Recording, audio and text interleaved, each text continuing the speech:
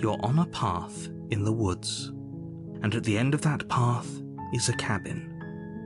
And in the basement of that cabin is a princess.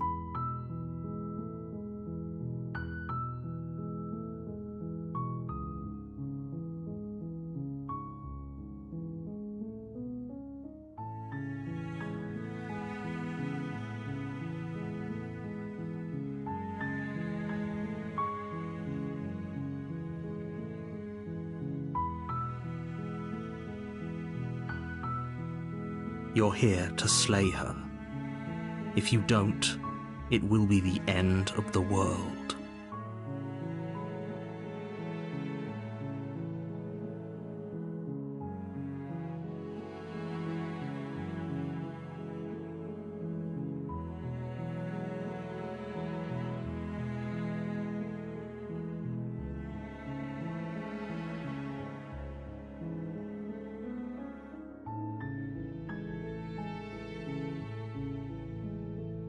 I'm talking about the end of everything as we know it.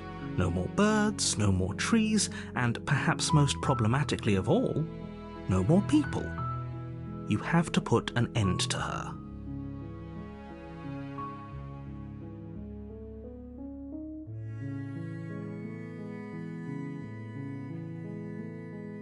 Don't linger on the specifics.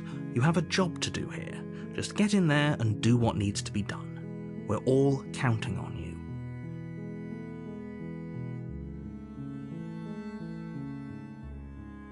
Look, you're already on the path that leads to the cabin. Why would you be here if it weren't to complete a very important task? You've made it this far, you might as well reach the end of your journey.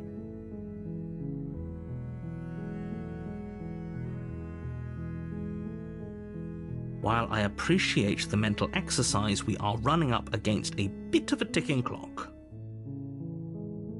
Nevertheless, let me assure you, the princess is locked up because she's dangerous. She is not dangerous because she's locked up. And before you decide to waste even more of our time by asking how I know that, let me suggest a more pragmatic lens through which to view this situation. Causality doesn't matter here, because the end result is the same no matter what led us up to this point. If the princess leaves the cabin, the world will end, and there is no changing that. It's no use arguing semantics over a metaphorical chicken or egg, because the egg is hatched and it's about to ruin everything.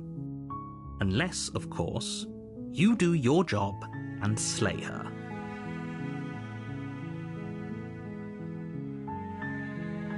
Does it? Are you a monarchist? Is slaying a princess that much worse than slaying a fisherman or a miller or a seamstress? If anything, slaying a princess is much better than slaying a seamstress. Seamstresses contribute something of value to society. Oh, if only that were the case, but I don't make the rules. I have to say, I'm surprised at your reluctance thus far, but unfortunately for the both of us, you're the only one who can pull this off. Like I said, I don't make the rules, no matter how much I wish I did.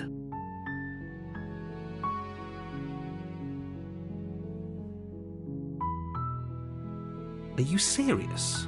No, you have to do it.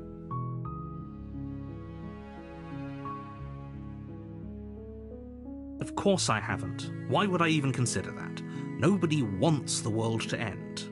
I mean, maybe some people do, like nihilists, or very, very evil people, but surely you're not one of those, right?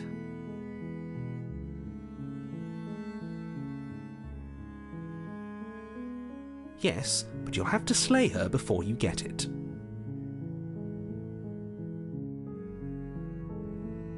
It's a secret, but I think you'll like it. It's a special reward, just for you.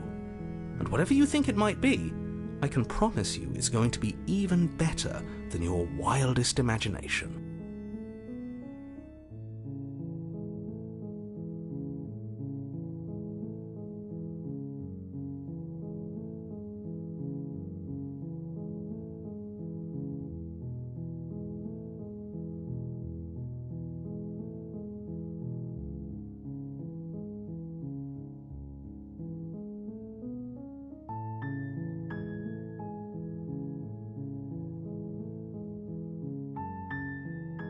then I guess we'll just have to see what happens. But a word of warning. If you go in prepared to hear her out, she could easily trap you in her web of lies.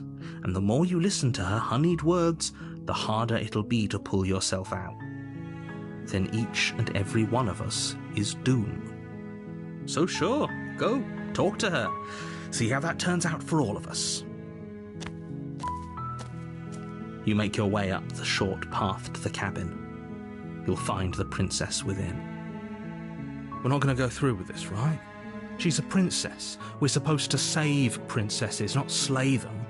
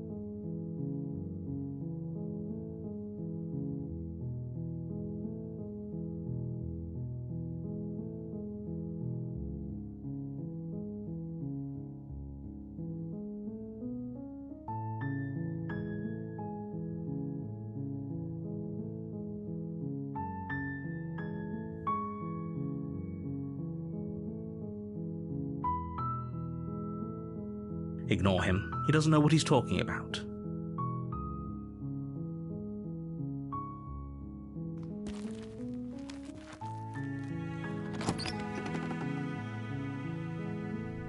The interior of the cabin is almost entirely bare. The air is stale and musty, and the floor and walls are painted in a fine layer of dust. The only furniture of note is a plain wooden table. Perched on that table is a pristine blade. The blade is your implement. You'll need it if you want to do this right.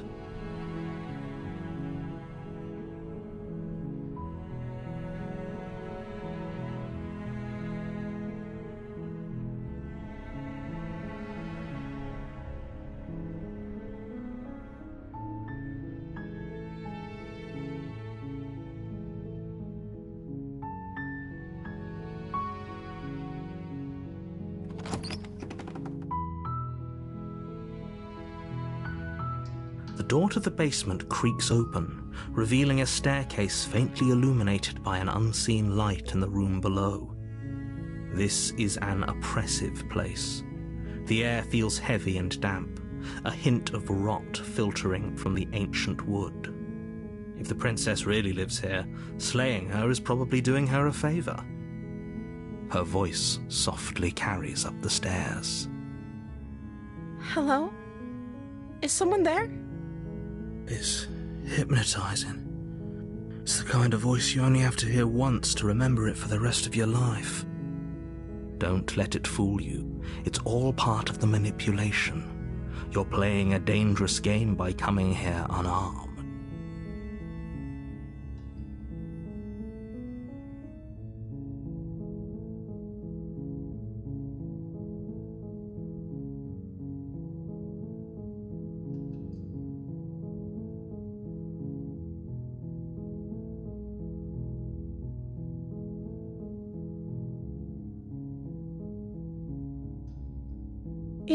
You must have the wrong address. Great job, you've given away the element of surprise. Good luck, hero.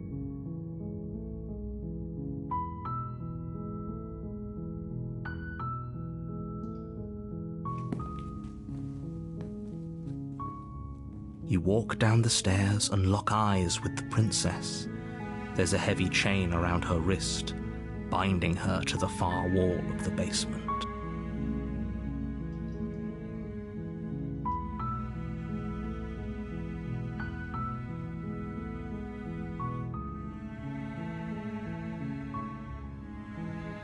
She's beautiful.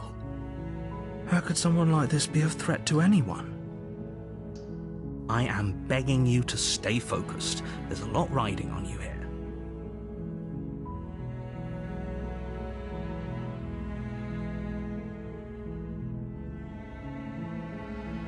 Hi.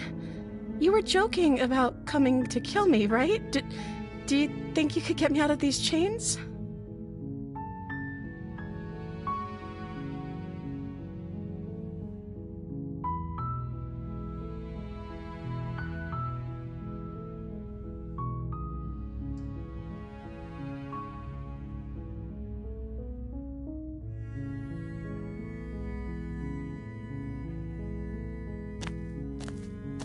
Only making this more difficult. Thank you. Thank you. You're making a huge mistake. No, you're doing the right thing. You walk up to the chains binding the princess to the wall and give them a tug. They're large and heavy, far too solid for you to even imagine trying to break them apart. I'm guessing you don't have the key? Maybe it's somewhere upstairs. Doubtful. Whoever locked the princess away down here intended for her to never see the light of day. They wouldn't have just left the key to her chains somewhere in the cabin.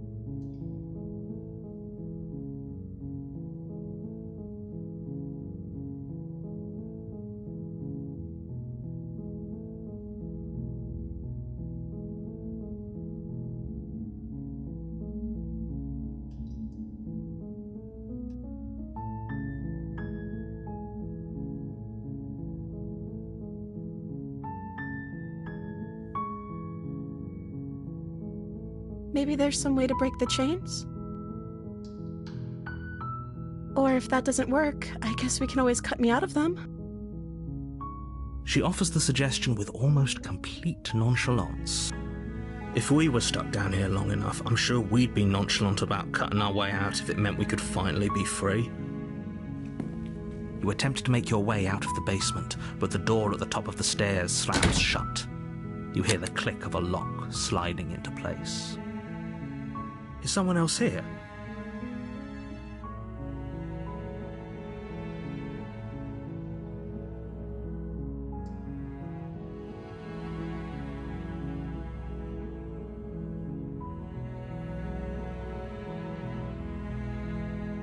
Your shouts and pleas are met with silence. I'll repeat myself once again. You're here to slay the princess, and you won't leave until the task is done. You try the door, but it's locked from the outside. You make your way to the bottom of the stairs. This would have been so much easier if you'd just taken the blade like you were supposed to. Easier for whom? Easier for everyone. Look at the mess you're in. I heard the door slam. They locked you down here too, didn't they? There's a slight panic rising in the princess's voice. If I could just get out of these chains, I know we could force our way out of here together. She barely hesitates before raising her arm to her mouth, her teeth tearing through her limb with the determination of a trapped wolf. As she rips her flesh from her bone, a sound comes from behind you, the clang of bouncing metal. It's the blade from upstairs.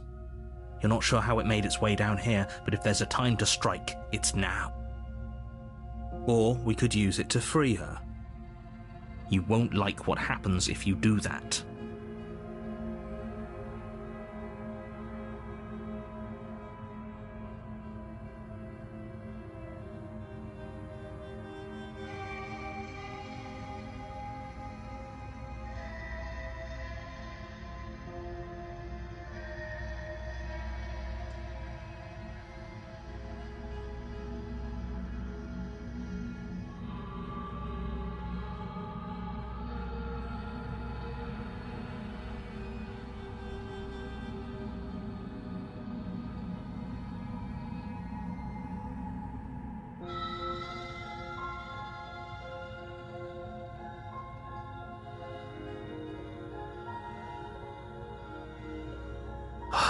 Fine. Against your better judgment, you place the blade against the ragged, self-inflicted wound on the princess's arm, just above the unyielding chain binding her to this place. You cut into her flesh. The blade is sharp, and it takes little effort to crack through the bone of her arm. Her limb falls to the ground, and the heavy chains follow suit. She didn't so much as utter a sound through the whole ordeal. No, she didn't. She smiles softly as her gaze meets yours, blood from her wounded arm dripping rhythmically to the ground. How is she still smiling after everything? It's like she isn't even bothered by what just happened. Thank you. Now let's get out of here.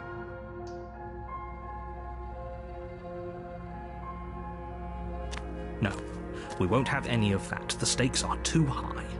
You can't just let her escape into the world. No, I can't just let her escape into the world. As the princess approaches the bottom stair, your body steps forward and raises the blade. Wait, this isn't fair. You can't just do that. Watch me. What are you doing?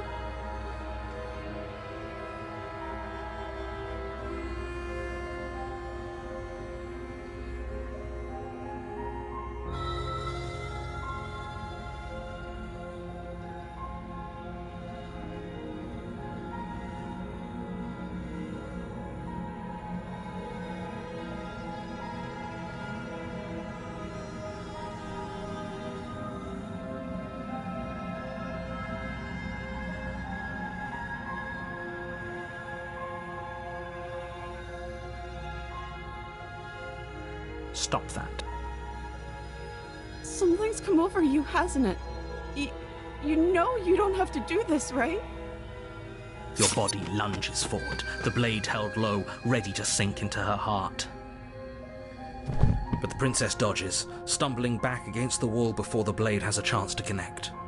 Stop it. Stop trying to resist me. I'm trying to get you out of here alive.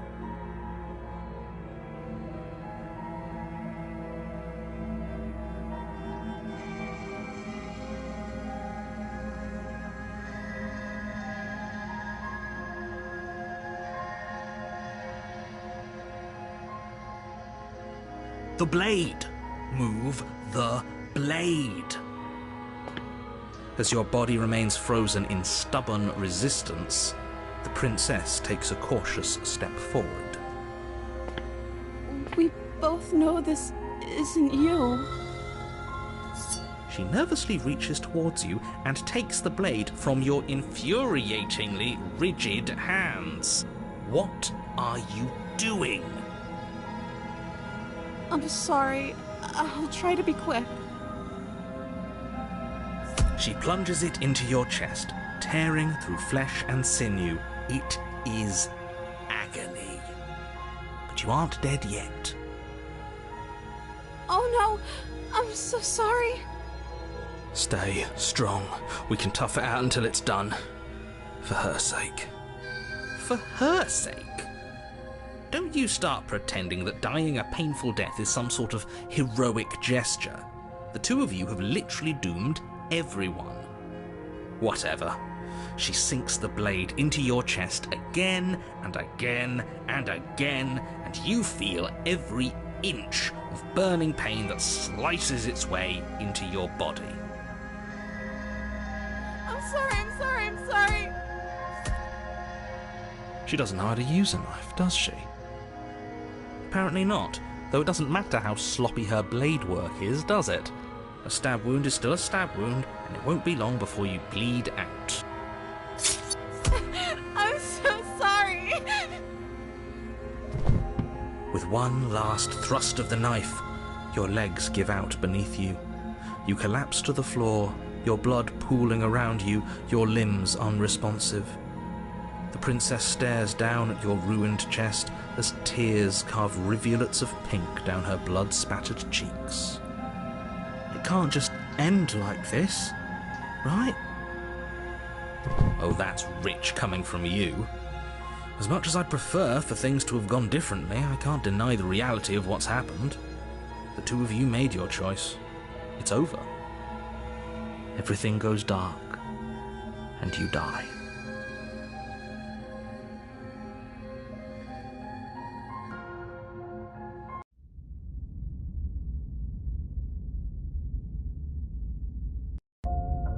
You're on a path in the woods, and at the end of that path is a cabin.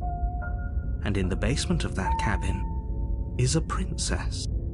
You're here to slay her. If you don't, it will be the end.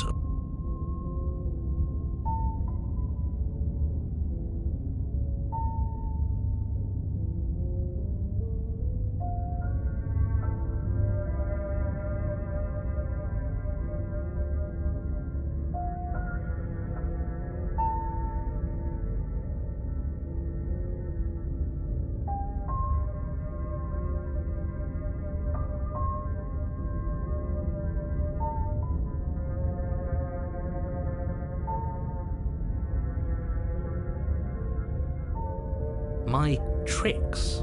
What on earth are you talking about? We just met for the first time. If he doesn't remember what happened, then maybe it's best to keep it that way. Yes, he didn't approve of us last time, did he? If we're going to save our beloved, we'll have to be sneaky about it.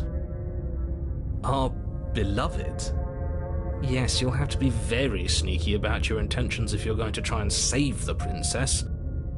Ah, so all of the cards are on the table. Then you should know that we and the princess are in love, and the four of us will be foiling any and all assassination attempts you've got in the works.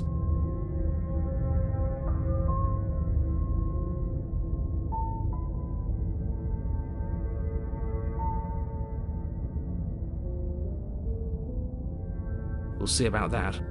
Whatever you do, just be sure to ignore him specifically. Sounds like he's the sort who'd sacrifice the whole world for a peck on the cheek. What can I say? A world without love is a world that isn't worth saving.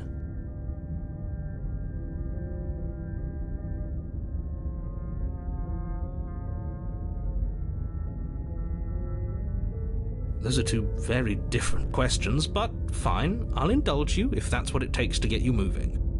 Let's say for a moment that this really is the second time you've met me, or at least a version of me. You died last time, which probably only happened because you didn't listen to me. You were the one who did us in, villain. Well, not you in the literal sense, but you did everything you could to stop us from rescuing her. Oh, I wonder why. Maybe it's because the entire world was at stake. No lone princess is worth that price. I beg to differ. I'm not going to argue with you. I'm just going to take a deep breath and assume that whoever is making the decisions here has the common sense to ignore your protestations. Anyway, I believe your second question was, what's the point of doing anything? If you're asking that, it sounds to me like you're making the rather dangerous assumption that your actions last time around didn't have any consequences. What do you mean? Of course there weren't any consequences. You forced the princess to kill us, and now everyone's right back where they started. That sounds pretty consequence-free to me. Yes, but in this purely hypothetical scenario, that begs the question of how you got back here. Did time simply rewind itself, or were you instead transported to a different world entirely? If it's the latter, what do you think happened after you died? Do you think the people there lived happily ever after? Or do you think that the princess, left unhindered, brought about the end to everyone and everything, just like I told you she would? She would never. She's a perfect angel that you cruelly imprisoned as part of some convoluted, dastardly scheme. Convoluted? I don't know how this premise could be any more simple. Princess bad, stop her, save everyone.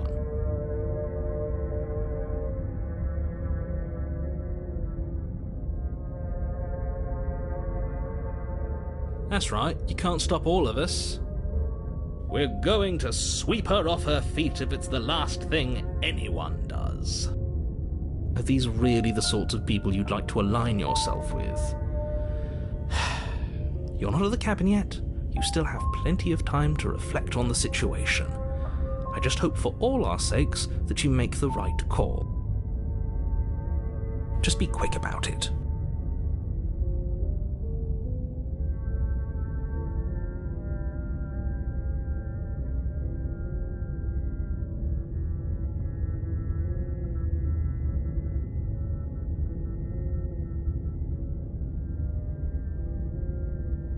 She just can. Believe me, I wish I could tell you more, but you'll just have to trust that what I'm saying is true, and that, despite it all, you're fully up to the task that's been given to you. Maybe it's her beauty that threatens the world.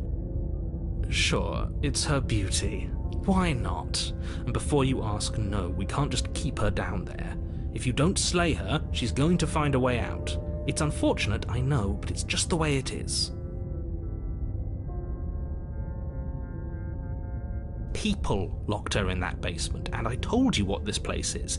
It's a path in the woods. Don't overcomplicate things.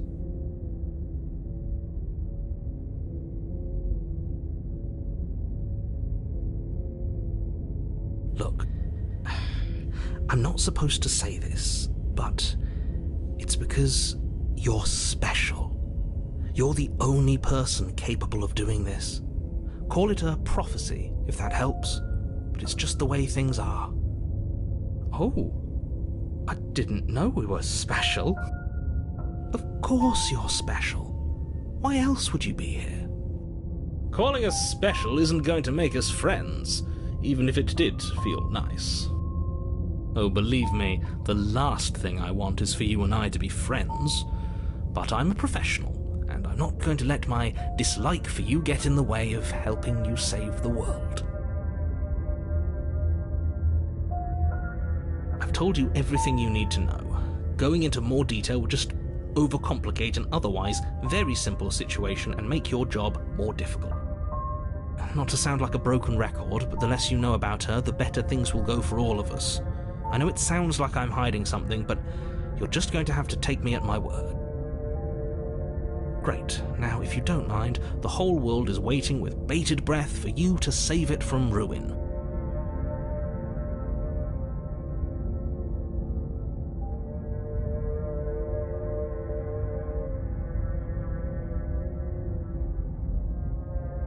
Are we running away? What are you doing? We have to save her! Seriously? You're just going to turn around and leave? Do you even know where you're going?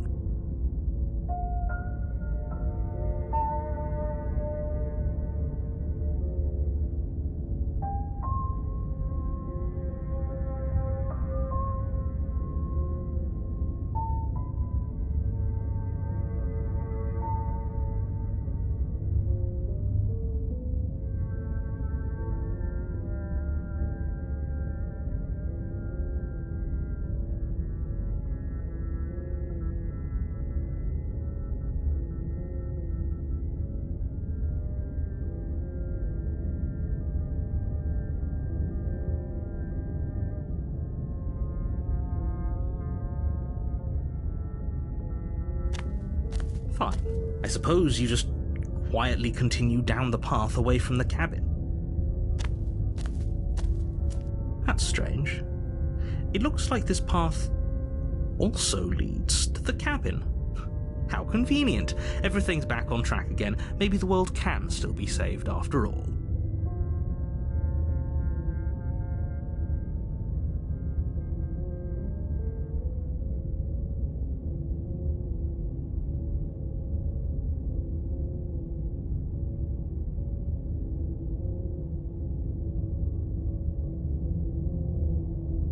really keen on wasting everyone's time, aren't you? It's remarkably selfish, if you ask me. I've already outlined the stakes of the situation. If you don't do your job, everyone dies. Like, dies. Forever. But fine, you turn around and trek back down the path you came. Wait, something isn't right. Can you still hear me? You're supposed to wind up back at the cabin again. But everything is getting fuzzy. What's going on? Where are we?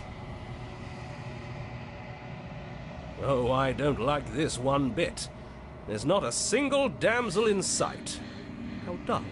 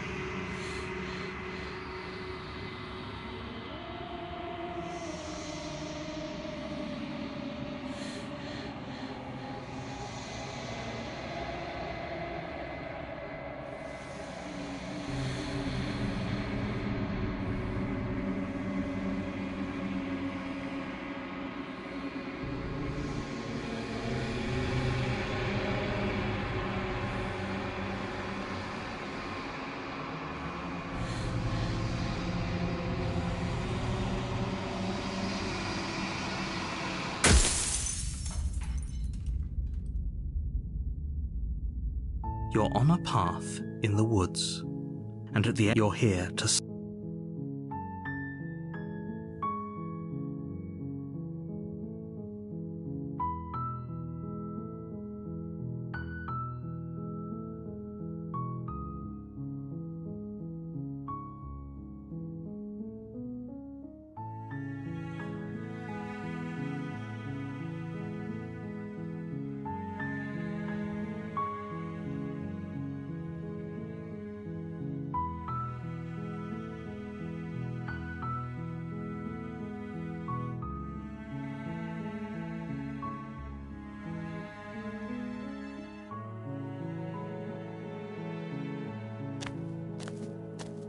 You make your way up the short path to the cabin. We're not going to go through with this. Ignore him. He doesn't know what he's...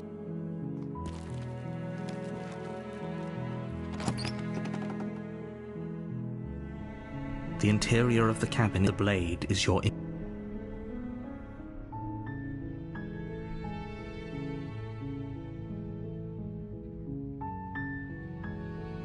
You take the blade from the table. It'd be rather difficult to slay the princess and save the world without it.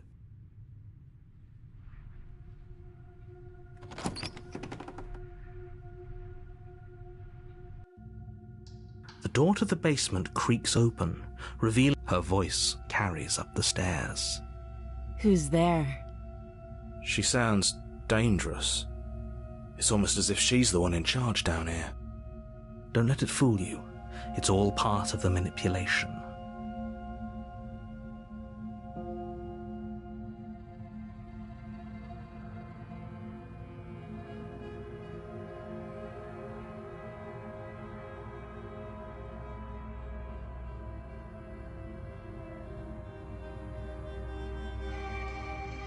Oh, it's been so long since anyone's come down here. I was starting to think they'd forgotten about me. You walk down the stairs and lock eyes with the princess. There's a heavy chain around her wrist, binding her to the far wall of the basement. She's so coldly beautiful. Is she really a threat to the world? Focus on the task at hand. And there you are. Are you here to kill me or something?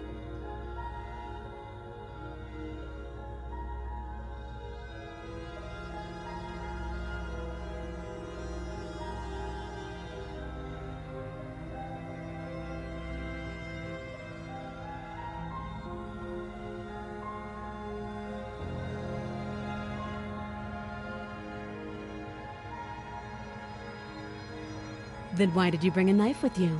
How about you drop it, and then we can chat? She makes a compelling point. What if we just dropped the blade and talked? Look at her. It's not like she's a threat. Don't you dare. It's fine. We can decide what we want to do after we talk to her. Maybe she really is a monster, but killing someone in cold blood isn't very becoming of us.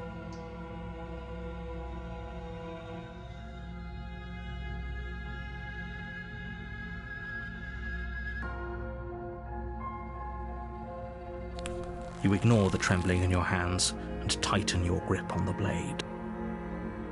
You poor thing. Your hands are shaking. Are you scared of me? Because you should be. You step forward, your grip on the blade tightening as you steel your resolve. I'm probably chained up in this basement for a reason, right? And if that knife is the only weapon you have, you'll have to get close enough to use it. So, you should just drop it. Best not to risk finding out what I can do. She's unarmed. If you hesitate now, it'll be too late. End this.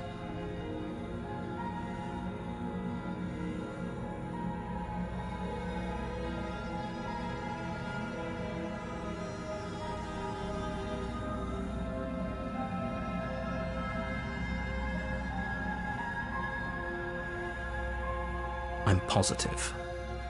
I'm not. But we'll keep our eyes peeled. If she has a weapon, she'll have to draw it before she can use it. Hesitating? Why don't you drop the knife and the two of us can be civilized with each other?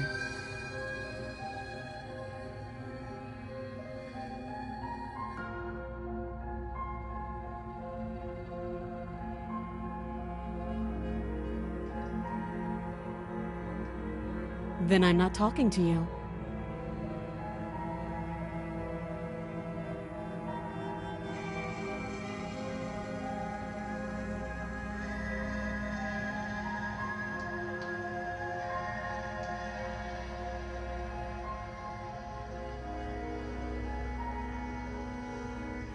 You stare at the princess, squinting.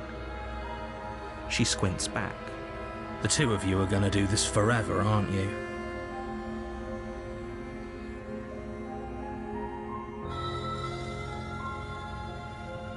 You squint even harder.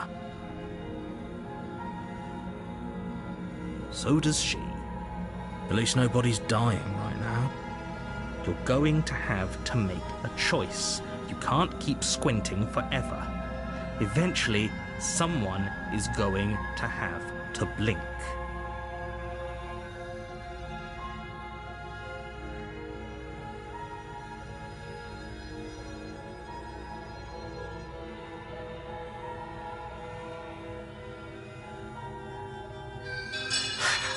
The blade tumbles out of your trembling hands and drops to the floor with an unceremonious clang.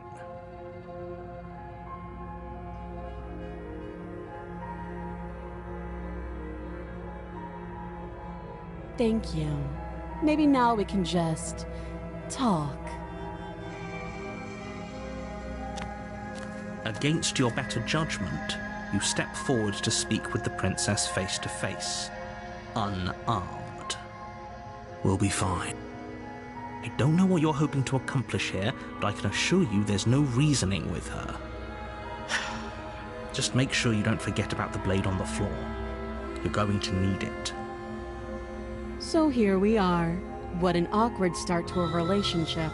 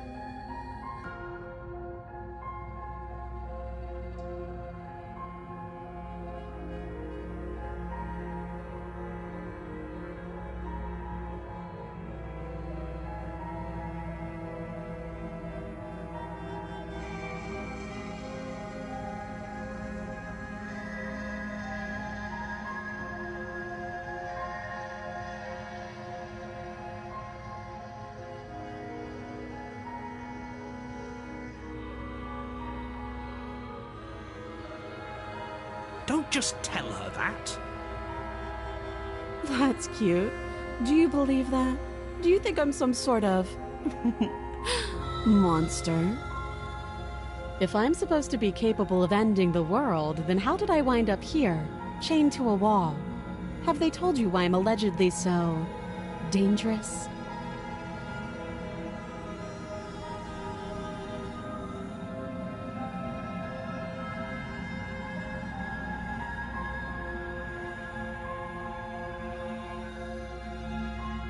Ending the world seems like an awful lot for just one person to do. I wouldn't even know where to start. I believe her. She doesn't have to know how to destroy the world to be capable of doing it.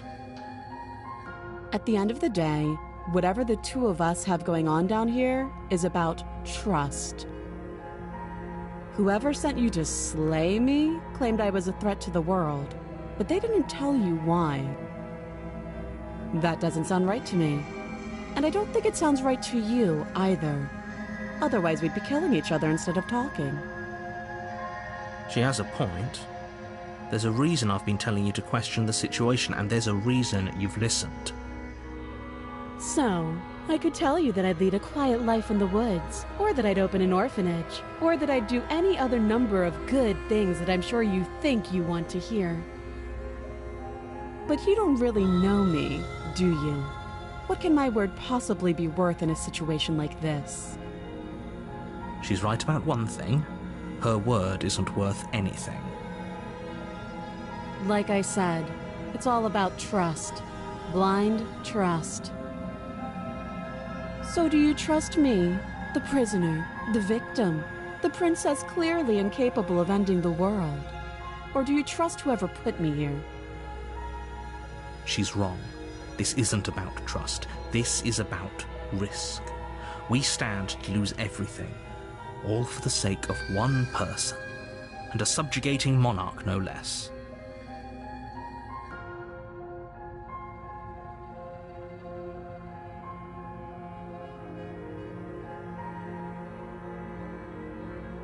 She hesitates before answering. You can address me as Your Royal Highness, or Her Majesty. Any honorific should do, really. Again, she offers no specifics. No matter how hard you try, you'll never get a straight answer out of her.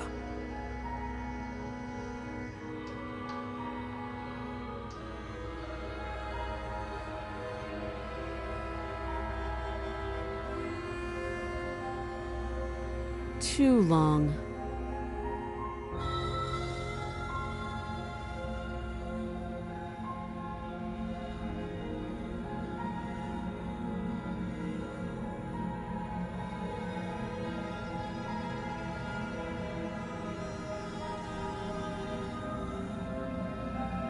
Don't jump to any weird conclusions.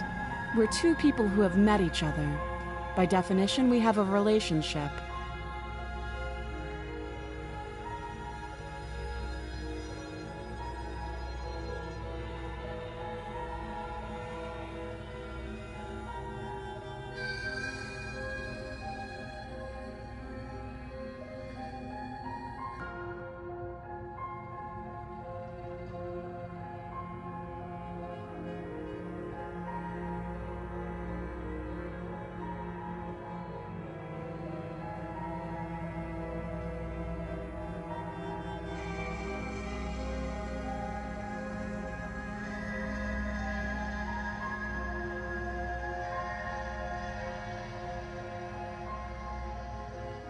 You can't.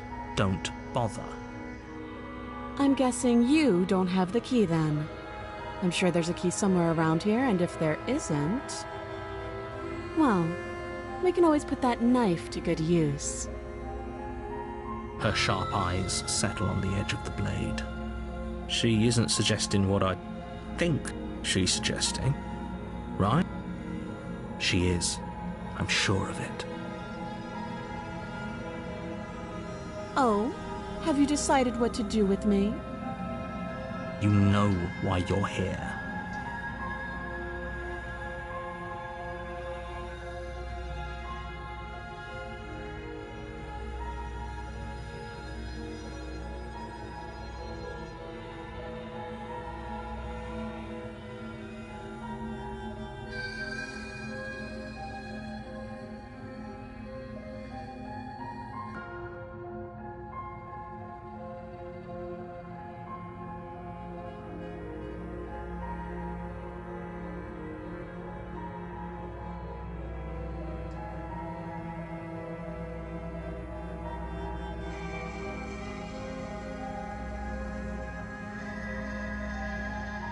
That seems like a pretty good compromise.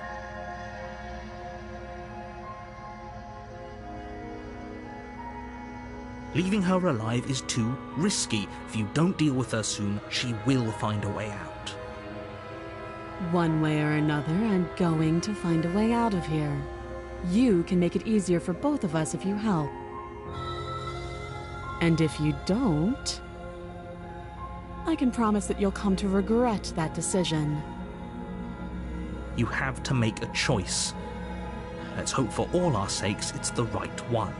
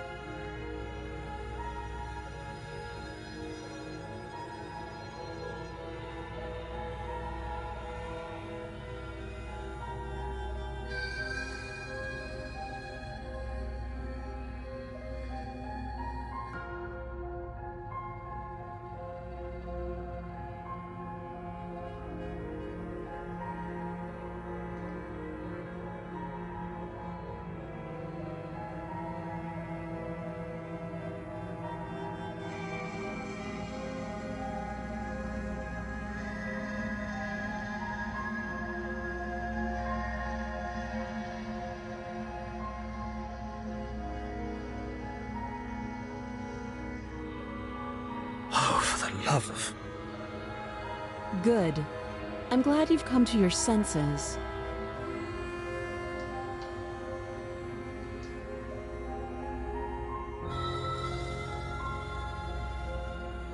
You're making a huge mistake. No, you're doing the right thing.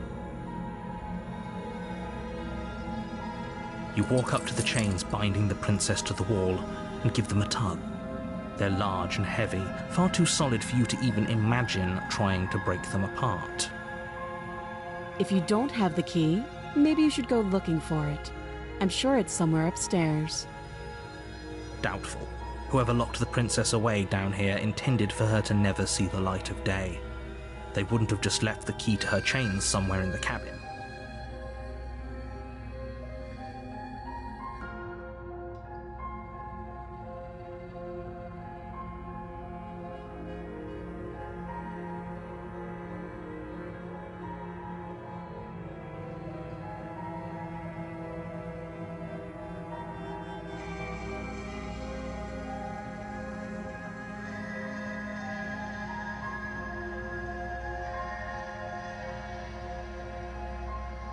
That would be fine. I can lose an arm. She speaks with almost complete nonchalance. If we were stuck down here for long enough, I'm sure we'd be nonchalant about cutting our way out. Anything to finally be free. You attempt to make your way out of the base. Is someone else here?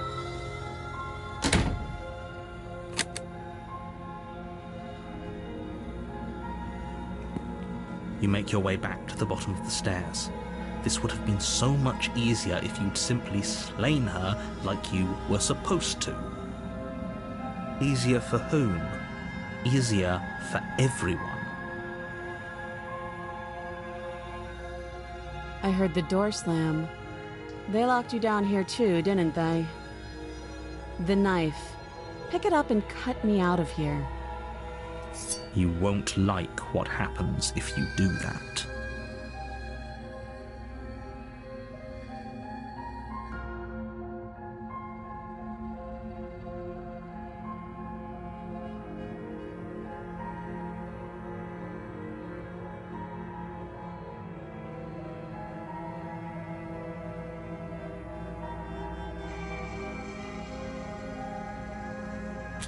Against your better judgment, you place the blade against the princess's arm, just above the massive, unyielding chain. You cut into her flesh. The blade is sharp, and you make quick work. She didn't so much as utter a sound. Free from her bindings, the princess turns to face you, her fierce gaze meeting your eye.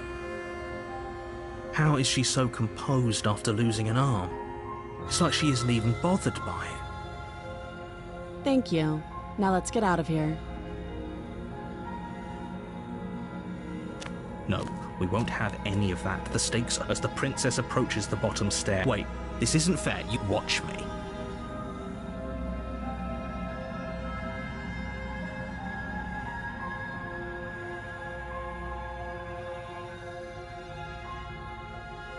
Stop that.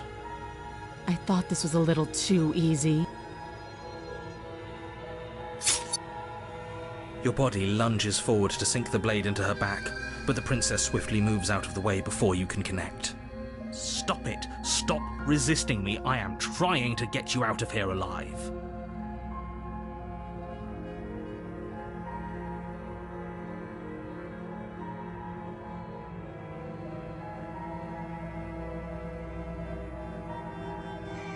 The blade!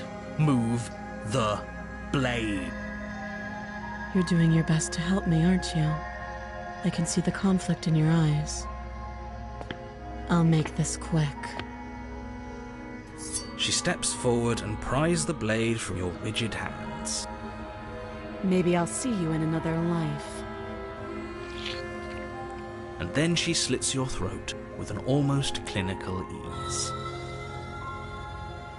Her face remains unchanged as she watches you collapse to the ground, blood flowing from your butchered neck. This is the end, isn't it? I'm afraid it is. Everything goes dark, and you die. I hope it was worth it.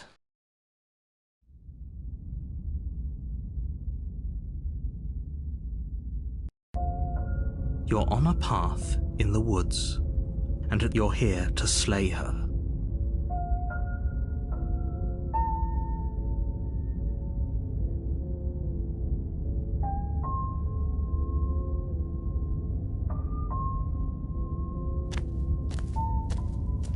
A warning before you go any further.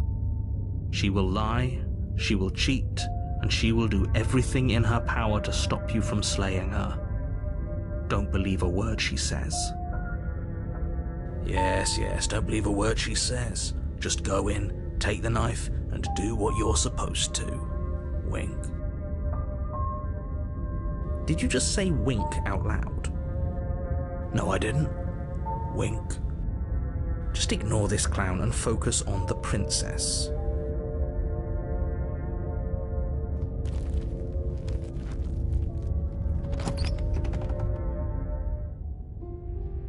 The interior of the cabin is less a cozy woodland retreat and more like a dungeon.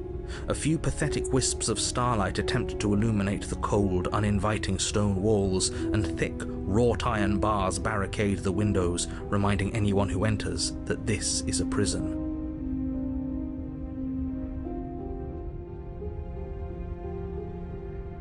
The only furniture of note is an iron table, bolted to the floor, a pristine blade perched on its edge.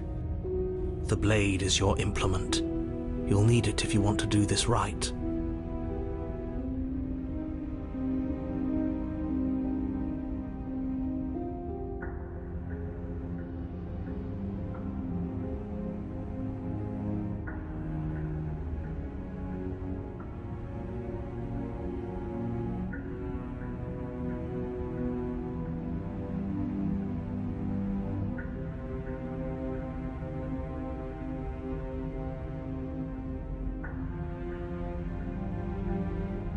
definitely did not. Does a mirror not count as furniture of note to you? Because it should. There isn't a mirror. There's a table, the blade sitting on the table, and the door to the basement. There's nothing else in here. There's definitely a mirror. There isn't. I think you know what we have to do.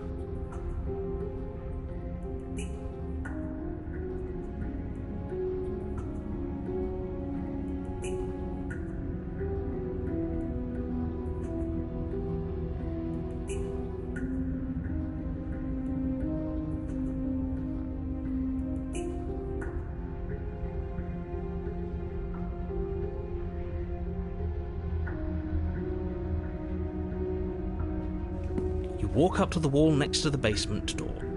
It's a wall. There isn't much to see here. This really isn't funny.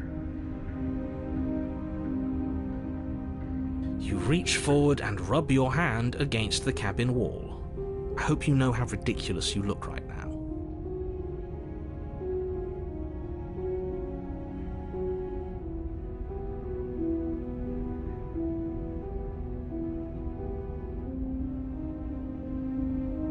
But it was there a second ago. And now it's gone. If he doesn't want us to know about it, it must be important. We should keep our eyes peeled. Maybe it'll be back.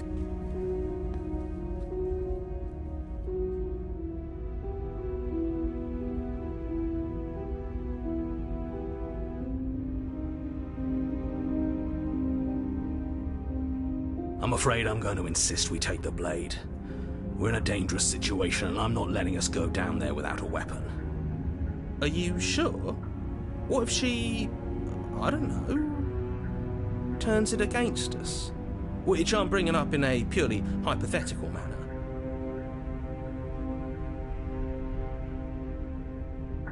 Yes, I'm sure. Turns it against you? She's a prisoner here. She'll only be able to turn it against you if you give it to her. Which you won't be doing because she's an existential threat to the entire world. Okay, I'm trusting you.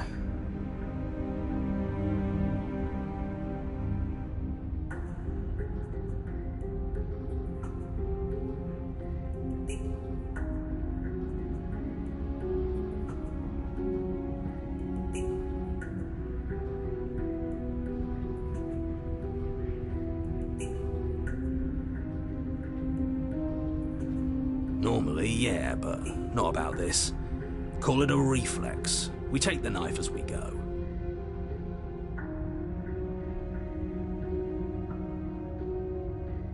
Wonderful. You do exactly that, sweeping the blade from the table before proceeding to the basement.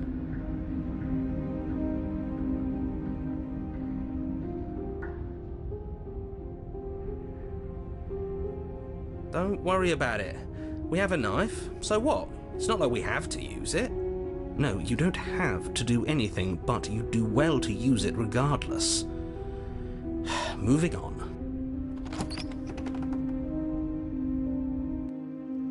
The door to the basement creaks open, revealing an old stone staircase. A few sputtering torches attempt to vaguely illuminate your path, dancing across glimmering patches of slimy moss on the stone steps. If the princess lives here, slaying her would probably be doing her a favor. Her voice, harsh but controlled, carries up the stairs. Is that a visitor I hear? Please, come downstairs. It's been a while since I've had company. I wonder what visitors she could be referring to. Are we not the first? You walk down the stairs and lock eyes with the princess. She looks up at you, the heavy collar around her neck clanking loudly as she moves. The chains binding both her wrists to the far wall, joining the metallic chorus as she adjusts her hands in her lap. Should we be worried about the one around her neck? Why would you be worried about her restraints? If anything, they'll make your job easier. Have you noticed the empty chain on the wall?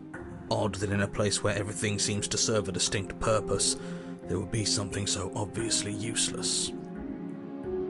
What an interesting development. Why don't you have a seat? The two of us should chat before you bury that thing in my heart.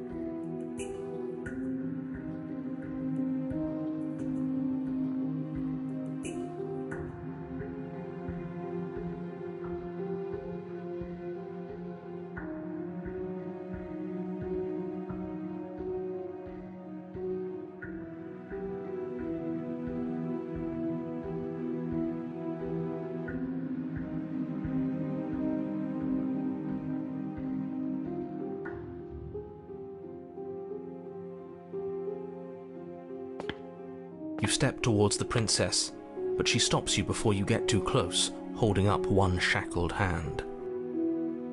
There's fine. I'd prefer we keep some distance until we've sorted this out. That's reasonable. We do have a weapon.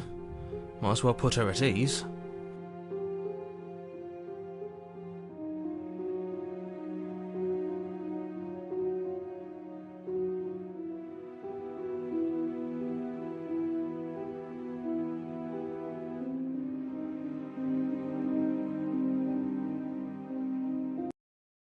Do you think this is a game? Do you think these chains take away my say in things? As you move towards the princess, she stands, her chains clinking as she wraps them around her fists. In an instant, they're around your neck, both of you dropping to the ground as she pulls them taut, bracing her body against yours as you struggle uselessly. The metal chains constrict around your windpipe as the princess heaves with a muscled intensity. Drop the knife or you die. What is she doing? We weren't trying to attack her. I can see where she might have gotten the wrong idea. She doesn't have much agency here. Would we have trusted her if the roles were reversed? I don't know. How about we think about the nuances of interpersonal relationships when we're not being strangled? How many times did I warn you she's not to be trusted? But while strangulation can be very distracting, she's not armed, and you have your pristine blade. End her before she ends you.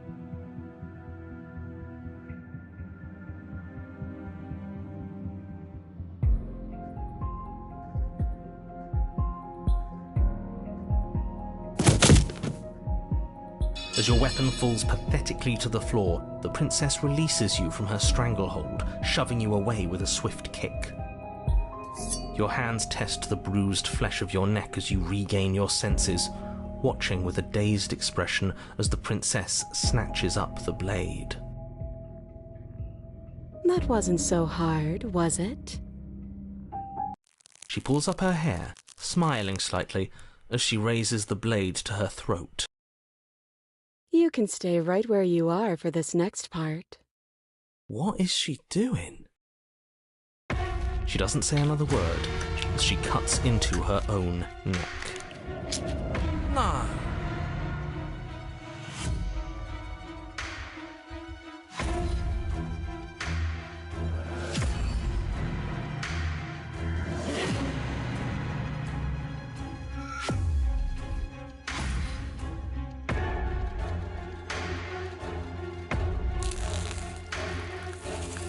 Her eyes stare forward, unblinking, as she saws through skin, veins, cartilage. At last she reaches bone, the blade grinding audibly against her vertebra as it continues to slice its way through her neck. I'll be damned. She's actually doing your job for you. Why would she do that? Huh. So that's her play. Killing herself? She isn't dead yet. Finally, you hear a snap. Her eye twitches. There's an uneasy silence. She remains motionless for a long moment, her twitching eye the only movement in the room, until at last it stops in an unsettling half-wink. Her head twists slowly to the side, flopping to her shoulder, and her neck opens. The remaining tissue is not enough to hold the weight of her severed head. It stretches and tears until finally it falls to the floor, completely free. It bounces a few times before rolling to a stop at your feet. Oh no, oh no, oh no, what did we do? Can we put it back? Please tell me we can put it back. The princess's eyes stare up at you, dead. Congratulations! You saved the world. Huh. So I guess that's it. What a way to go. But she is gone, isn't she? I hate this. Can we just get out of here now, please? Of course, the princess is slain and the world is saved. Whenever you're ready, you can proceed to your reward. Now hold on, she's dead. So what's the rush? What's your angle? I don't have an angle. I'm just looking forward to putting all this behind us. I'm sure you can understand that. Look, I'm just not ready to put my guard down. It's best to keep sharp. She wouldn't have done all that without some kind of a reason. She's left us with this dangling thread, and I need to know why. You're just wasting your energy. The danger has passed, and now we can all relax and enjoy your reward.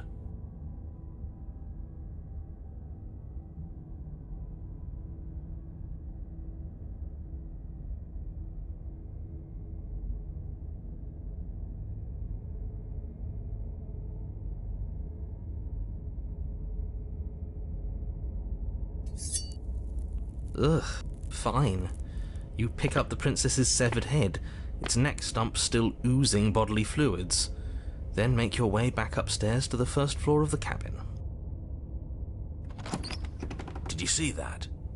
I could have sworn she moved. She didn't. She's dead. But what if she's not? Are you listening to yourself? Do I need to explain to you why decapitation is lethal? The door to your bountiful reward is right in front of you. All you have to do is open it.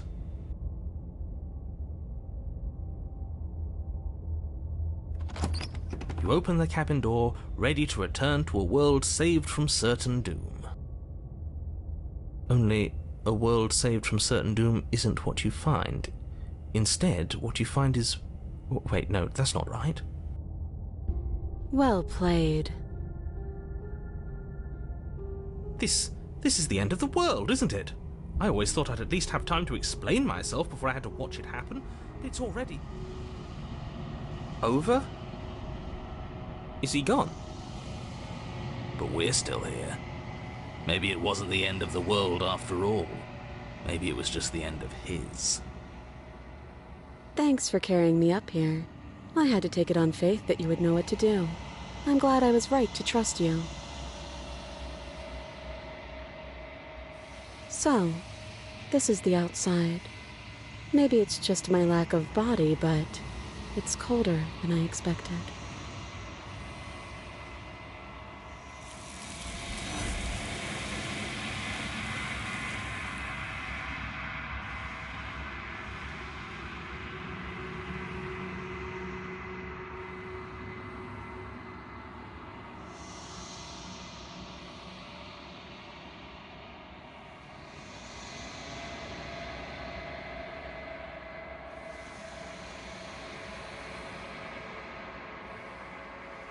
She's gone.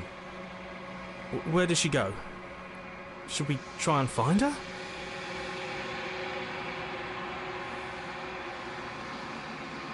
And there's that mirror again. Why is it here? Why now?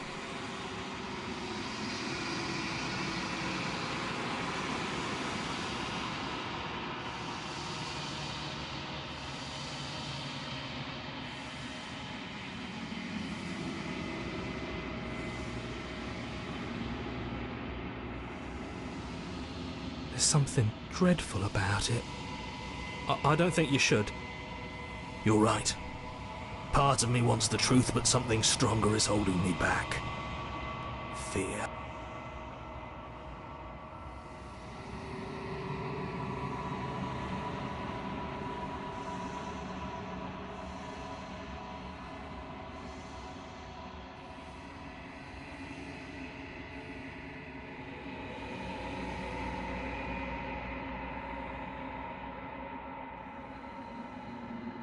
If there's even a her to find anymore.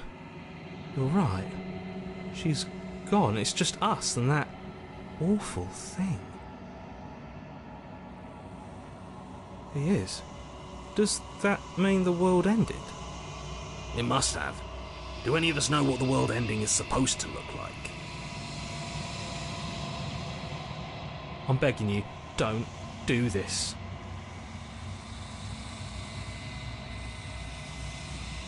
It's different now. It feels... I don't know. Final.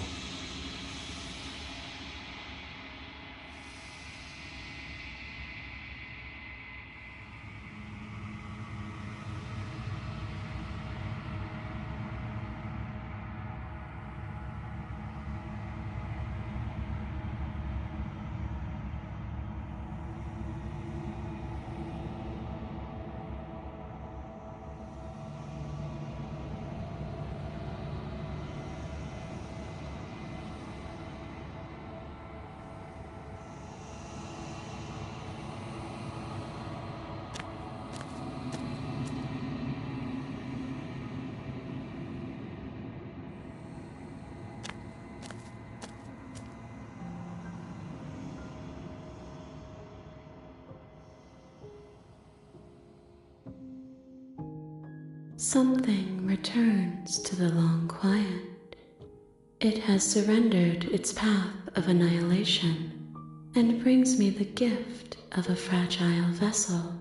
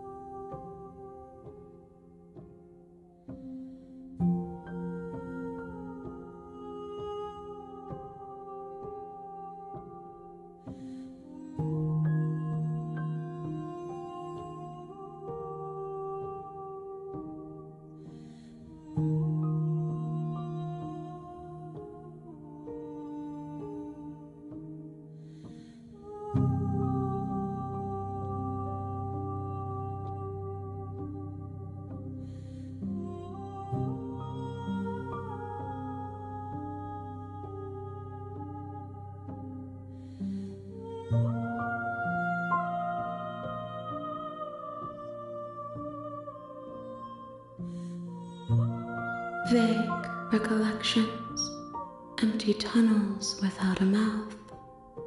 I am sorry if I frightened you.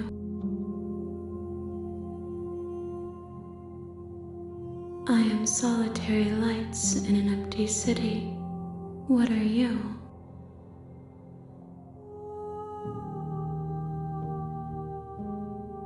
Thoughts without connections, a dim and nascent network. I wish to be more.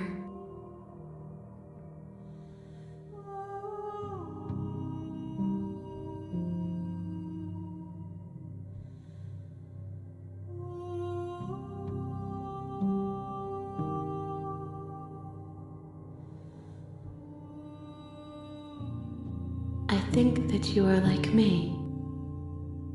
We are oceans reduced to shallow creeks.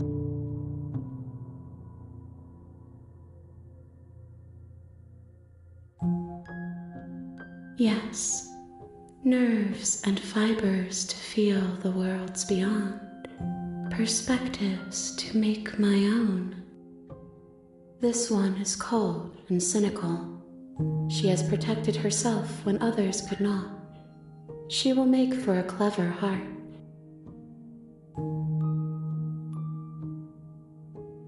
Do not mourn her. She doesn't need to be protected any longer.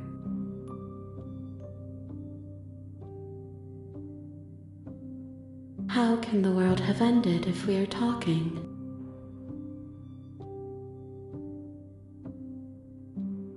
I'm sorry. There are some changes that can never be undone. There are some tears that can never be unshed. This is not a place that can hold a fragment of a concept. The moment she arrived here, she was going to return to me.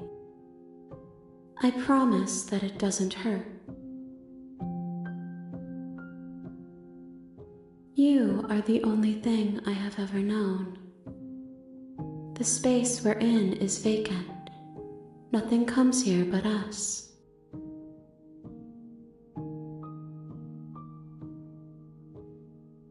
I have only just now stirred to consciousness. I could not have trapped you here, and I too yearn to be free.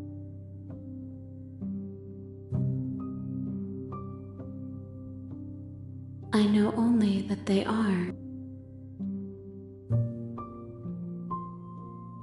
She is part of me, and part of me is her.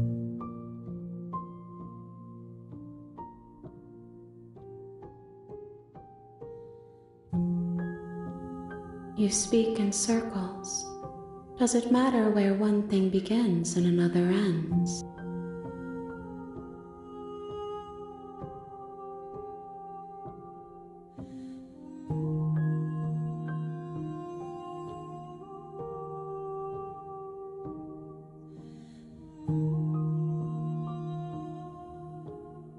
nothing as we are, but I know that there are worlds beyond us, and that we are meant to reach them. There is no exit, but this vessel is a creature of perception. She can make you forget, if only you believe her to be able to. Bring me more perspectives, so that I may be whole, and perhaps then we will know our freedom.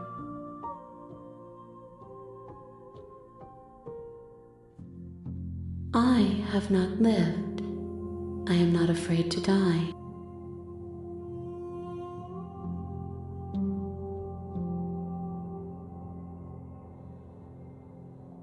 Everything, until we meet again. More than you have found, but less than there are to find.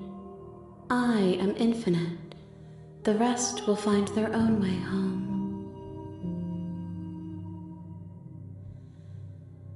Then we will be here forever, as we are now, unfinished, dry, hollow.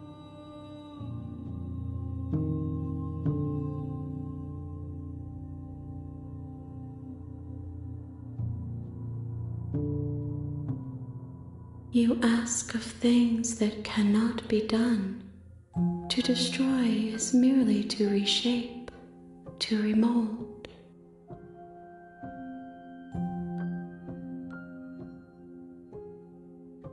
How can I know? I am flickers in something sprawling and unilluminated.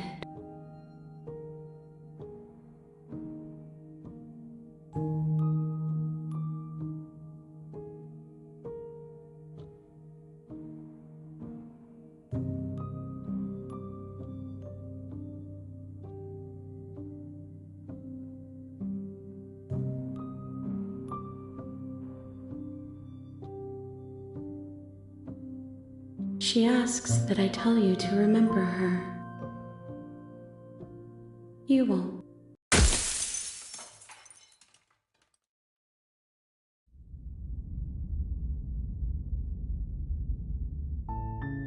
You're on a path. You're here to...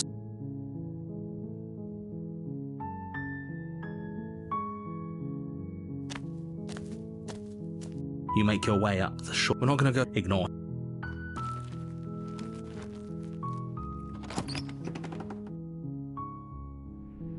The interior of the cabin is almost entirely... The blade is your...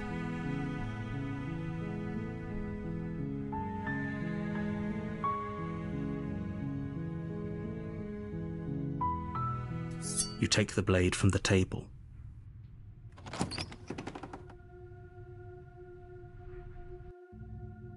The door to the basement... Her voice. Who's there?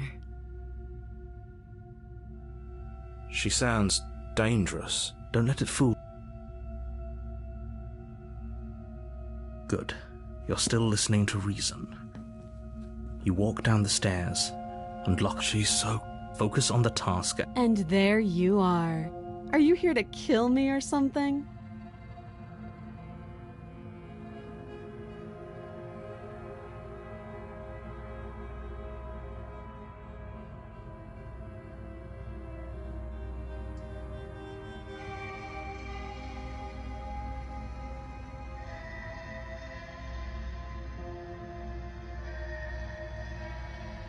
That isn't a good idea. Just drop the knife, and maybe the two of us can talk things out. She's right, we shouldn't. We should just drop the blade. Don't you dare. It's fine. We can decide what we want to do after we talk to her. Maybe she really is a monster, but killing someone in cold blood isn't very becoming of us.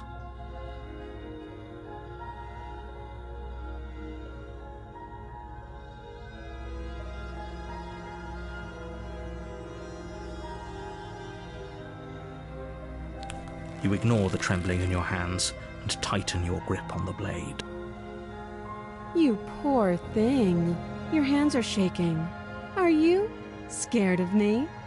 Because you should be. You step forward, your grip on the blade tightening as you steel your resolve.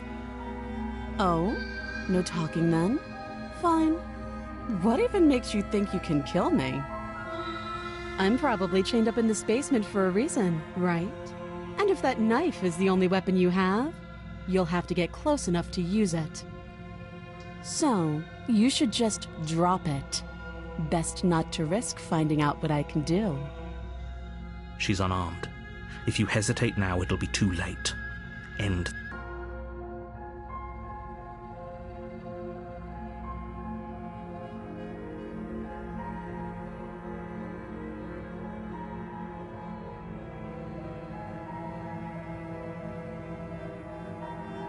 You're so close. Don't give up. You've come this far. No, this is a good idea. Maybe we can de-escalate things. Oh, threatened, are we? You poor thing. Drop the knife, and of course we can talk.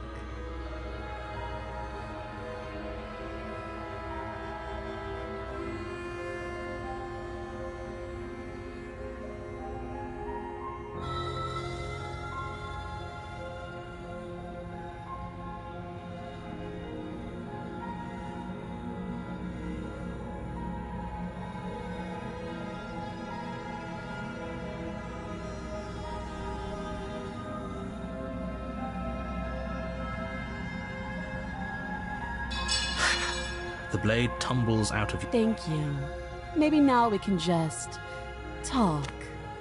Against your better judgment, you step forward to speak with the princess face to face, unarmed.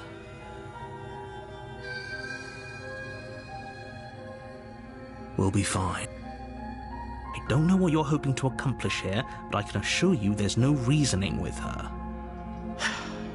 So here we are. What an awkward start to a relationship.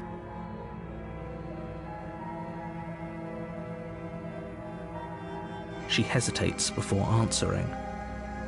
You can address me as Your Royal Highness, or Her Majesty. Any honorific should do, really. Note the lack of detail. You can't trust her.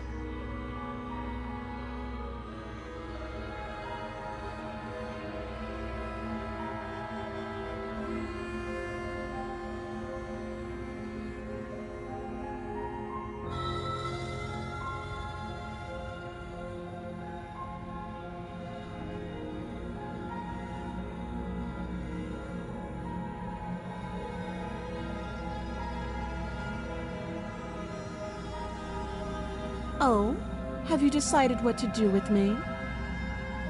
You know why you're here.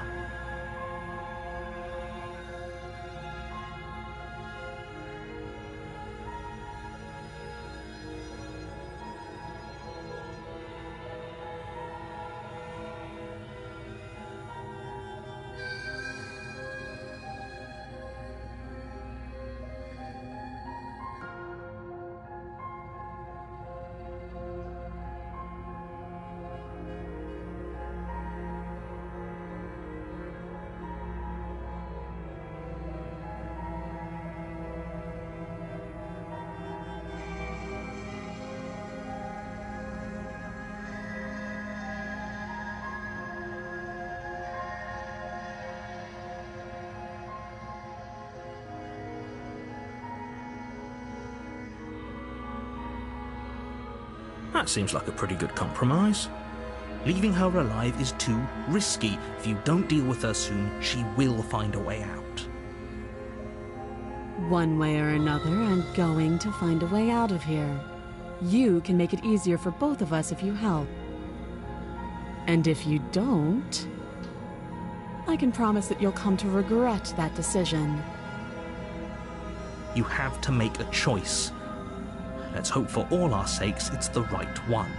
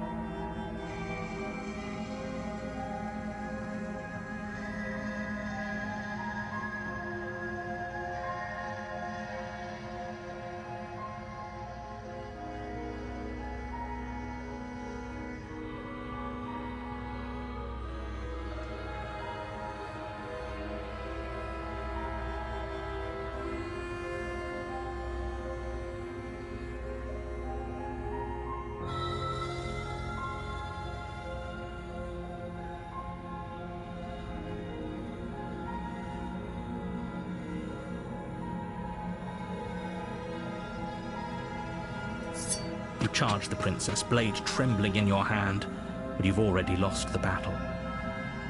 She casually sidesteps your thrust before knocking you to the ground with a single blow from her elbow.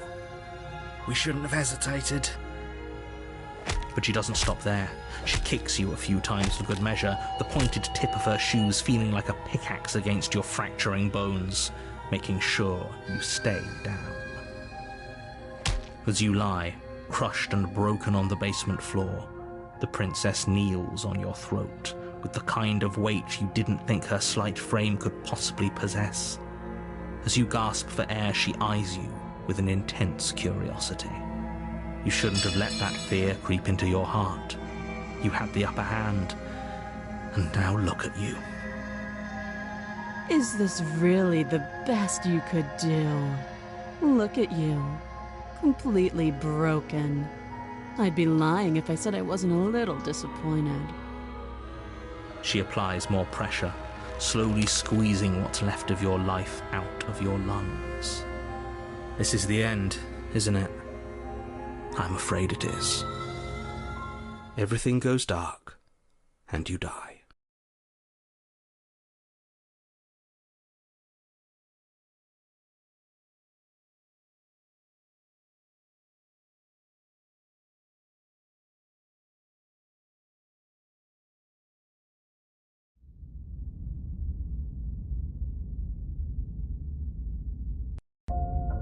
You're on a path in the woods, and at the end of that path is a cabin. You're here to slay her. If you don't, it will be the end of the world.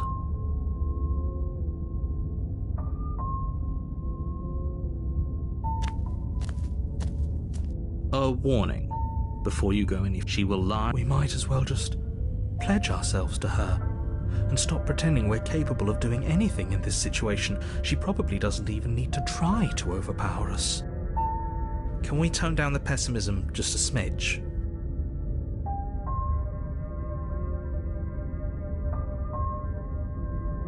I'm not being a pessimist. I'm just being realistic. You're being annoying. Just ignore their bickering, and whatever you do, don't pledge yourself to her.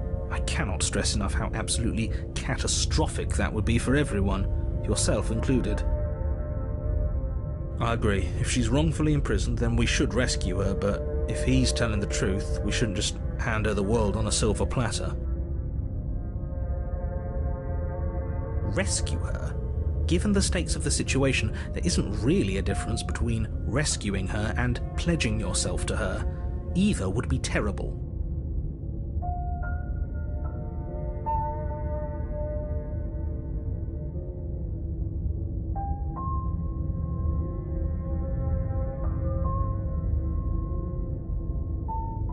So please try to ignore both of those knuckleheads and focus on saving the world. Let's not make this harder than it has to be.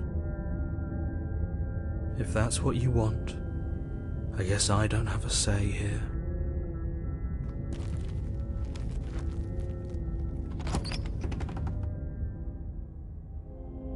The interior of the cabin is larger and more grandiose than its humble exterior would suggest. The only furniture of note is a massive marble altar with a pristine blade perched on its edge. The blade is your implement. You'll need it if you want to do this right. Why do we feel so small? We don't feel small. We are small.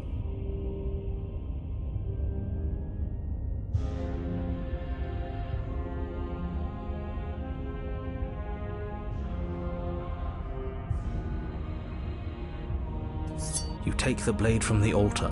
It would be difficult to slay the princess and save the world. You walk up to the wall next to the basement door. It's a wall. There isn't much to see here. What are you talking about? This isn't a wall. It's a mirror. Or at least it'll be a mirror once we wipe off that layer of grime. You reach forward and rub your hand against the cabin wall. I hope you know how ridiculous you look right now.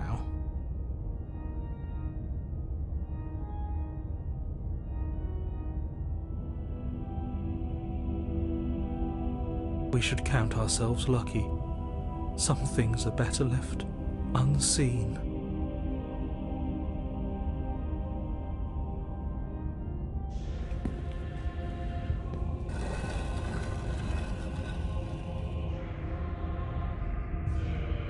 The door to the basement creaks open, revealing a spiral staircase, its steps almost as deep as you are tall.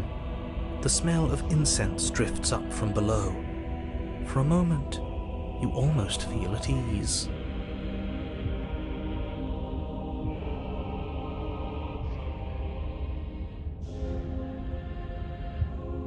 Huh.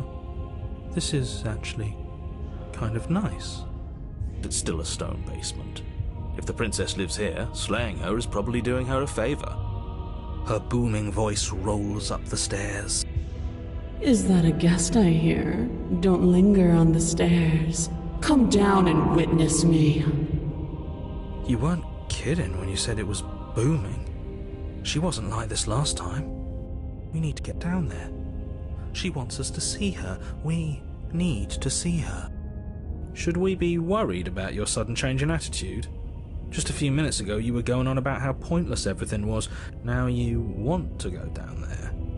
It doesn't matter what that little voice says. He's not the one making the decisions. Though if his ramblings get you to the princess, they get you to the princess.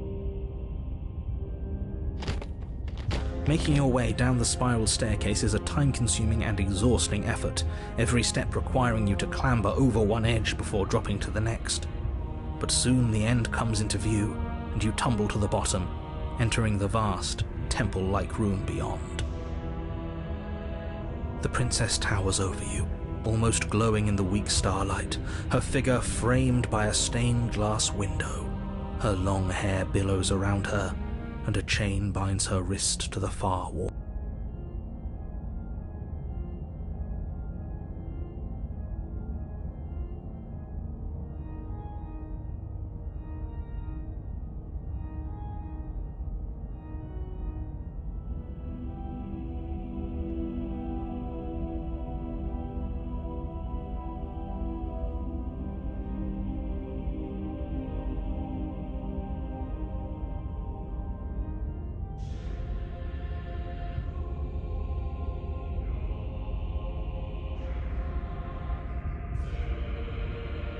The chain is nothing to her.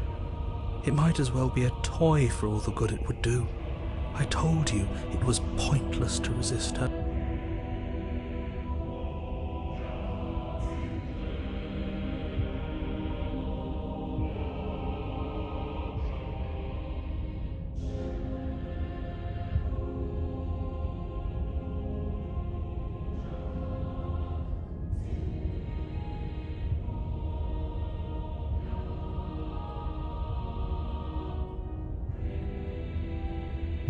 The little bird has returned to me.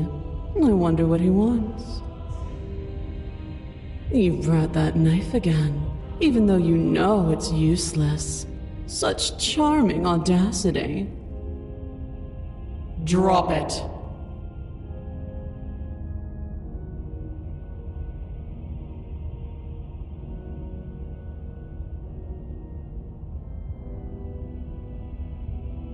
As if on command, the blade slips from your grasp. It clatters uselessly to the floor. But we didn't drop it. We decided to grip it tighter, remember?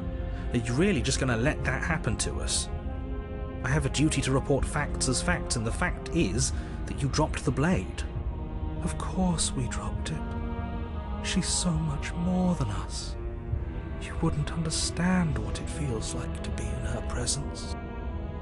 Oh, I understand what's going on, and you'd better snap yourself out of it. Kneel.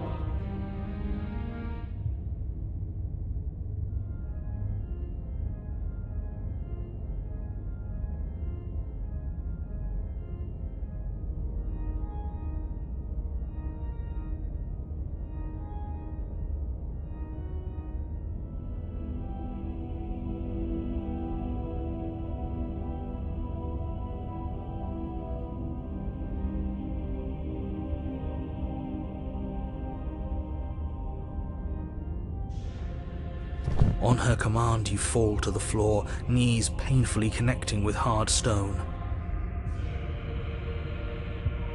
That's my good little bird. Now, why don't we talk? The last time we met, you couldn't even scratch me. And yet here you are again, trying to succeed where you've already catastrophically failed.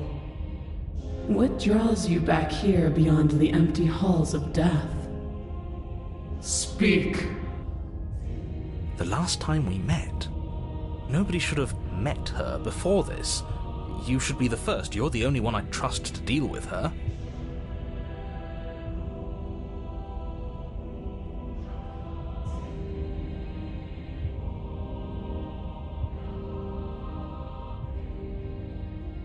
Then you shouldn't have trusted us. There was nothing we could do to stop her then, and there's nothing we can do to stop her now. He's being melodramatic, but yeah, we've been here before and she absolutely destroyed us. What are we even supposed to do to stop her? That's worrying. Whatever you do, don't tell her why you're here. It's best not to give her any ideas.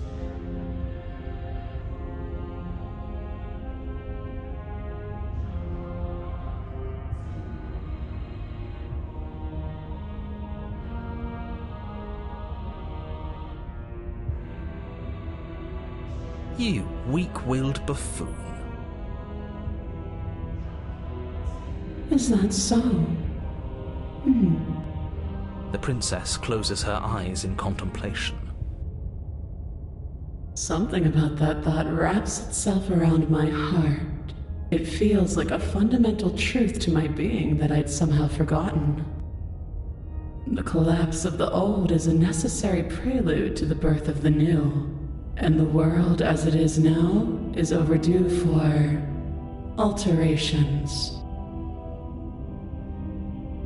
It's time for me to seize my destiny, and you, little bird, will help me seize it. She's inevitable. There's nothing else for us to do but help her. Maybe she'll be nice to us.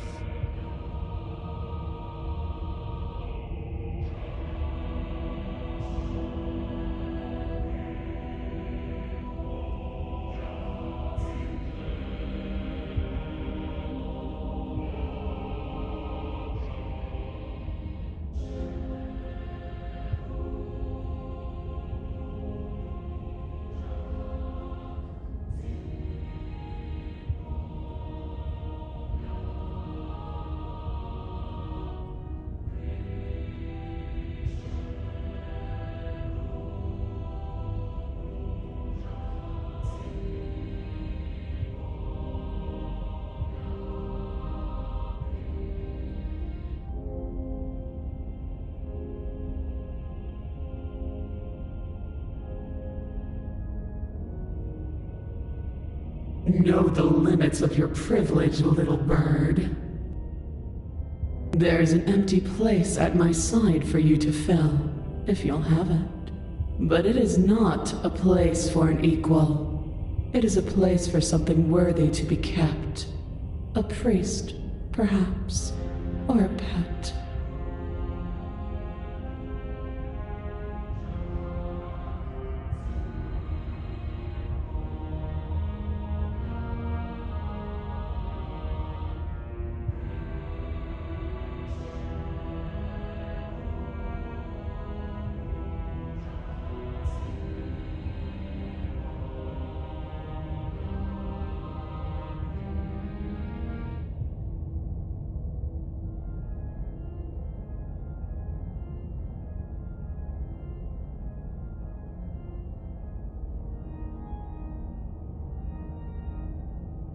Your will was so easily broken.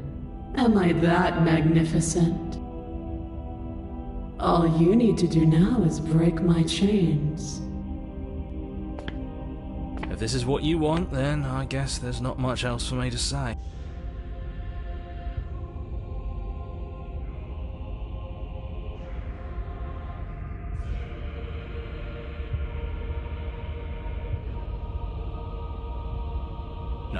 You can't just give in to her, not when the stakes are so high, not when you're so close. I won't let you do this.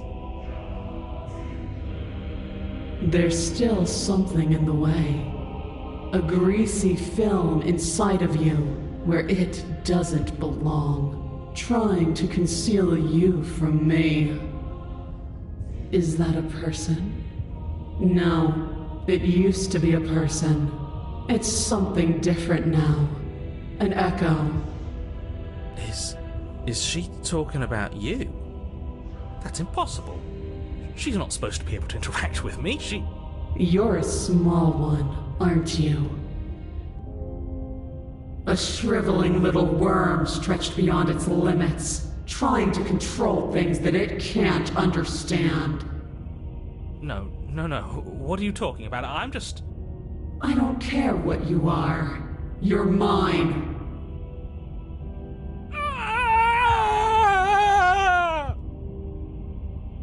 Rise, my little bird.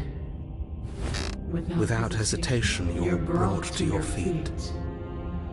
Break my chains. And how are we supposed to do that? All we have is a blade. All you need to do is believe it's been done.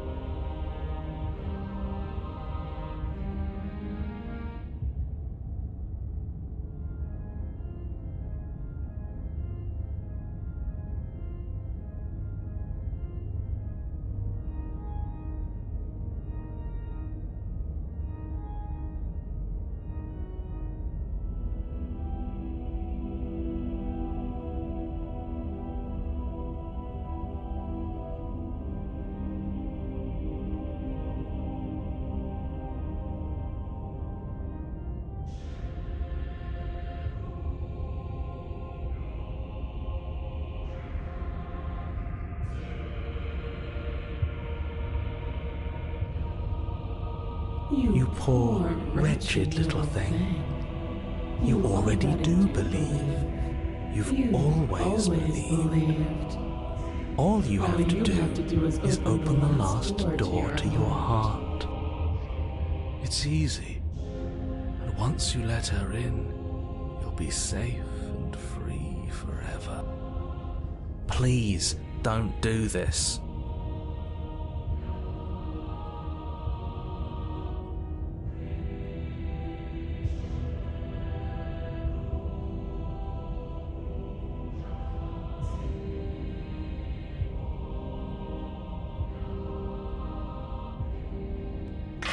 Her chains shatter, and the cuff falls from her wrist. She is loose, and the end is upon us. What a good disciple you are. Come, it's time for us to leave.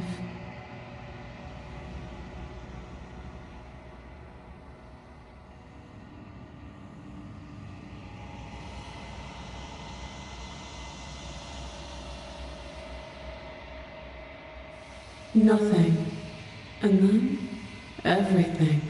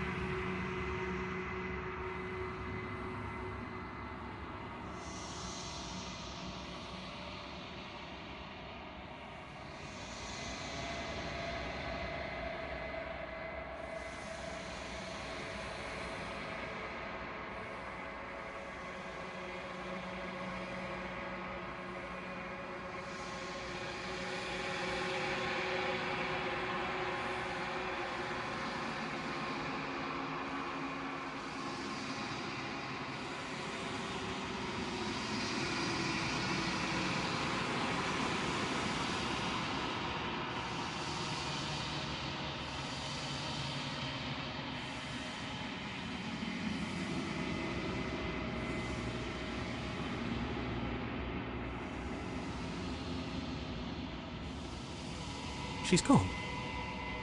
Where did she go? Should we try and find her? And there's that mirror again. Why is it here? Why now?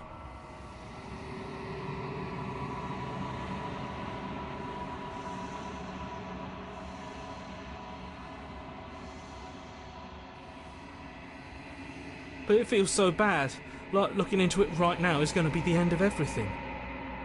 I don't want to look at us.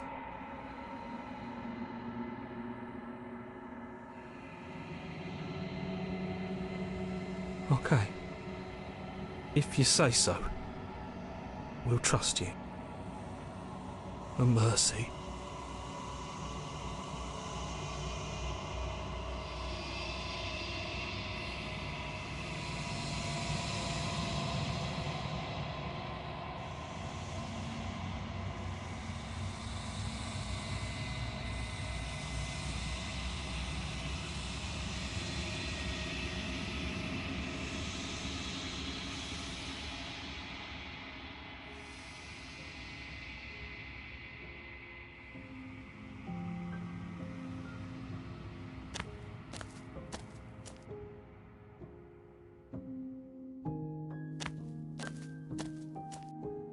Flickering lights and empty cityscapes become pockets of vitality and movement.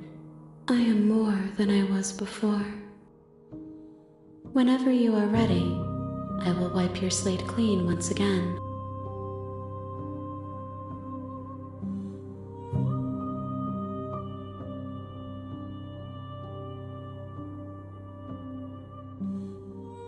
Is a child the same as an infant? I am an unbroken pattern, but every vessel gives fresh perspectives and carves new avenues of expression. I am different, but I am the same.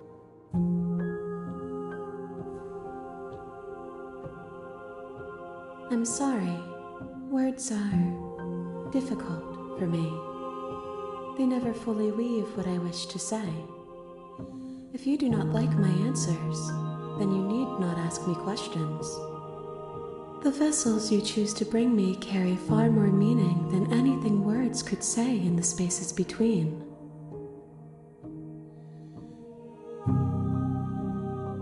Eyes close in reflection. Perspectives meld together, and the breadth of my experience stretches to new corners. There are contradictions, conflicts in my nature, and there are familiarities that bind everything together. It feels correct. This is what I need to be. This is the only path forward.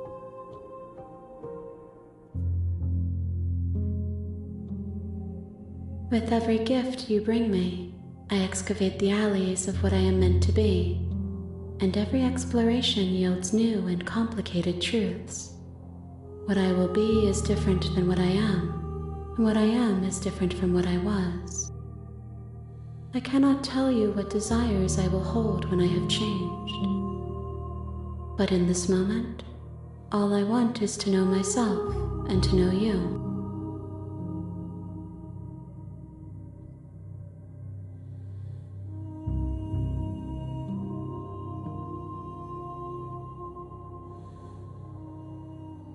Gifts aren't what someone tells you to bring them. My joy is in seeing what you choose. There are no wrong answers, and every perspective illuminates my shadows and shares new secrets.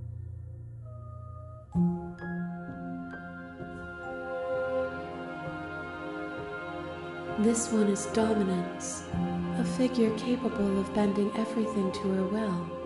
She will make for an overwhelming heart. Do not mourn her, for she would not be able to mourn you.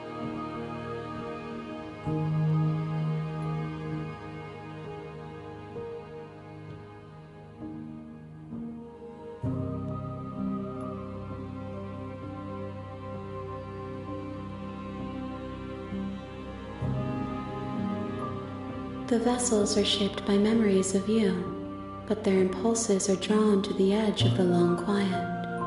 To them, you are a gate to something more, and any hurt you've caused them is understood as a fair price for freedom. but they are only thoughts and perspectives. They are not me. The wounds they've suffered carve texture around my heart. Without them, I would be as I was before. I would be alone and without sensation. I could not feel the joy of having you by my side, for I would not know your absence.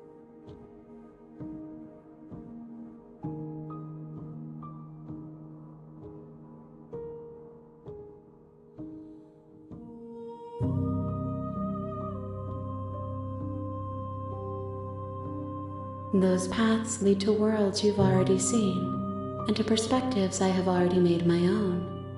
They are useless to us now, inaccessible. The only paths of value are those that are yet untread.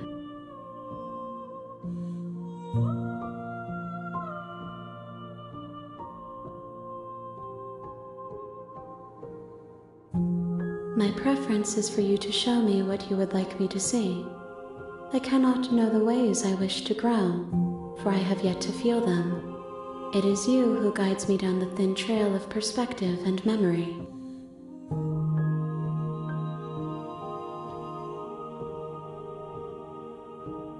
I will long for your return, but it will give me time to reflect on what I am.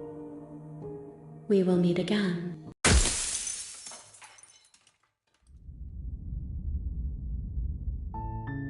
You're on a path in the woods. You're here to slay.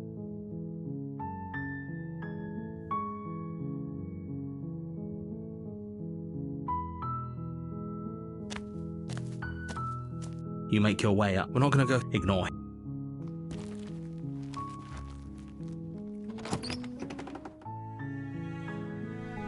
The interior of the cabin is almost entirely bare. The air is stale and musty, and the blade is your...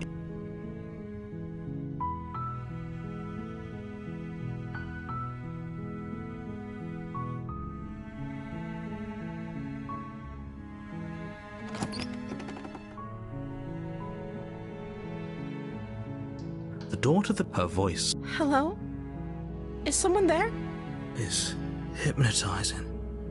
It's the kind of voice you only have to hear once to... Don't let it fool you. Good. You're still listening to reason. It would be better if you had a weapon. You walk down the stairs and lock eyes with the princess. There's a heavy chain around her wrist, binding her. She's beautiful. I am begging you to... Hi! Do you think you can get me out of these chains?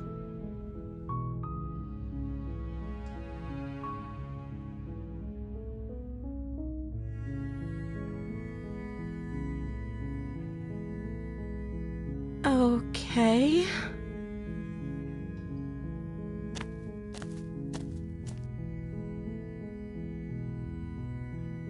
Oh. She pauses, carefully formulating her words before she responds. You can address me as Your Royal Highness. Or you can just call me Princess if Your Royal Highness is too formal.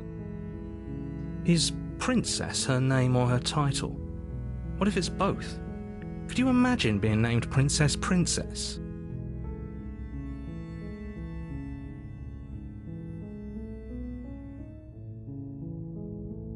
Like I said, you can call me Princess if you'd like.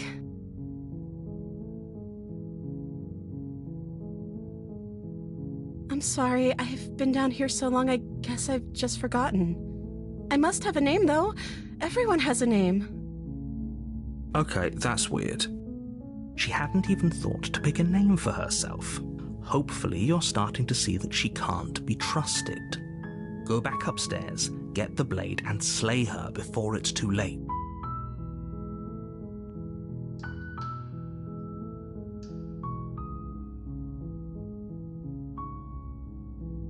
I don't see what that has to do with anything.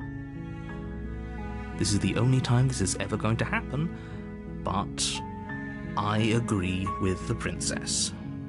That's hardly relevant. Okay, but actually, what has she been eating? She has to eat, right?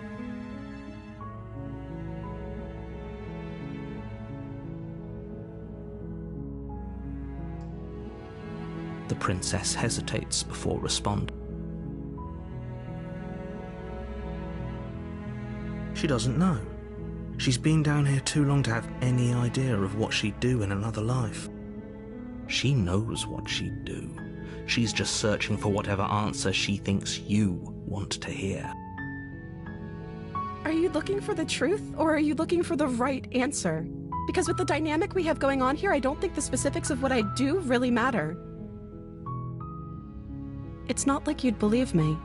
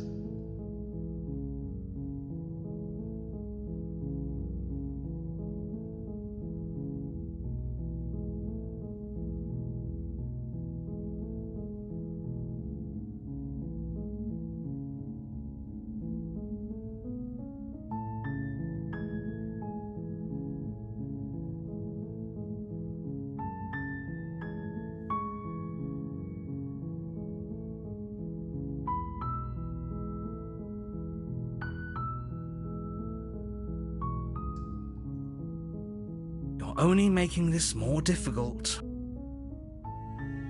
Thank you. Thank you. You're making a huge mistake. No, you're doing the right thing. You walk up to the chains binding the princess to the wall. They're large and heavy. I'm guessing you don't have the key? Maybe it's doubtful. Okay. I'll be here. You attempt to make your way out of the base. Someone else. You make your way to the bottom of easier for everyone. Look at them. I heard the door slam. There's a slight panic. If I could just get out of these... She barely, as she rips her flesh from her bone. It's the blade from upstairs. You're not sure how it made its way down here, but if there's a time... Or we could use it to... You won't like what happens if you do that.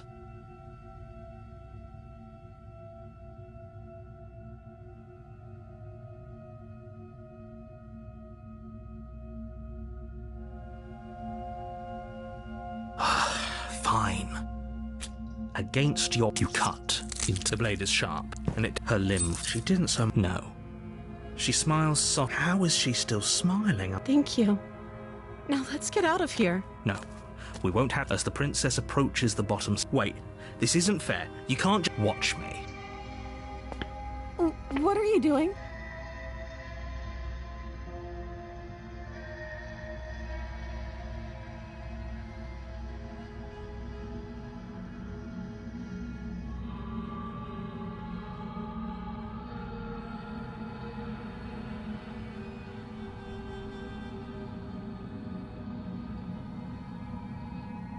Okay, there's no going back now. I'm with you to the end. You bring the blade down to strike at the princess's heart. But she's fast. She ducks to the floor, your blade narrowly grazing her backside. Slaying her won't be easy now that she's free. We could have gotten out of here together. Were you just lying to me this whole time? I don't know what's come over you. But if I have to kill you, then I'll kill you. Do you think I need both of my arms to do that? She pounces on you with the same animal ferocity she used to tear through her arm. But you have a weapon. You raise the blade, digging it under her ribs, aiming directly for the heart. It's not enough to stop her. You feel her claws in your throat, then her teeth, somehow sharp enough to pull apart your flesh and sinew with ease. You collapse to the floor, your body unresponsive as your blood pools on the ground beneath you. She stares down at your ravaged form, eyes shining in the darkness, dress stained in red as her blood and yours both seep into the fabric. If we're lucky, the wound you managed to inflict will be enough to at least delay her escape from this place. If we're very lucky, it will kill her before she can reach the outside world. It can't just end like this, right? As much as I'd prefer for things to have gone differently, I can't deny the reality of what's happened. I'm sorry, but it's over. Everything goes dark, and you die.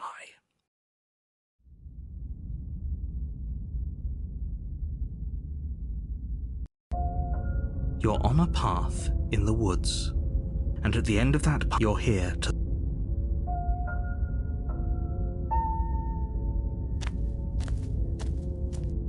A warning. She will lie. Don't worry.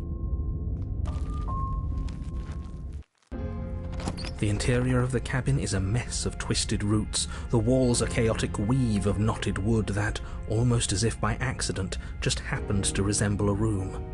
The floor is damp and earthy, and the only furniture of note is a slab of mud in the shape of a shelf, with a pristine blade perched on its edge.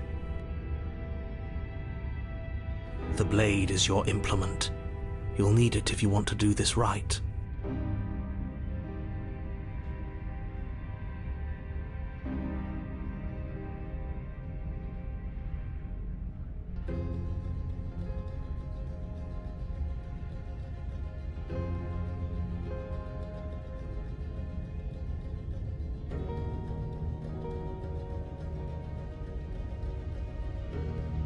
No blade. Hope you know what you're getting us into. It'll always be here if we need it. Sure, that was also true last time and we still died, but we definitely know what we're doing this time.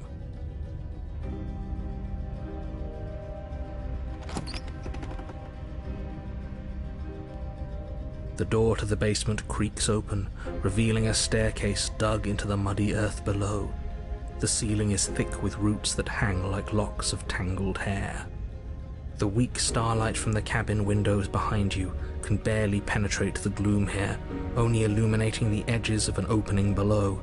It shines in the darkness like some kind of massive maw, waiting to swallow you up into the earth. The air smells of dirt and copper. It's thick and wet, as if your lungs are being coated in mud with each intake of breath. If the princess lives here, slaying her would probably be doing her a favor. Her voice skitters up from below. Something nasty finds itself on my stairs. Come on down. Don't be scared. I probably won't bite.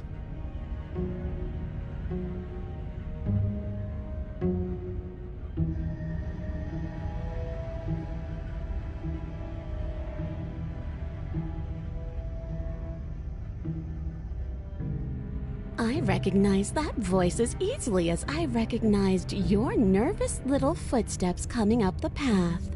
I know who you are, and I remember what you've done. She must have you confused with someone else. She seems friendly enough.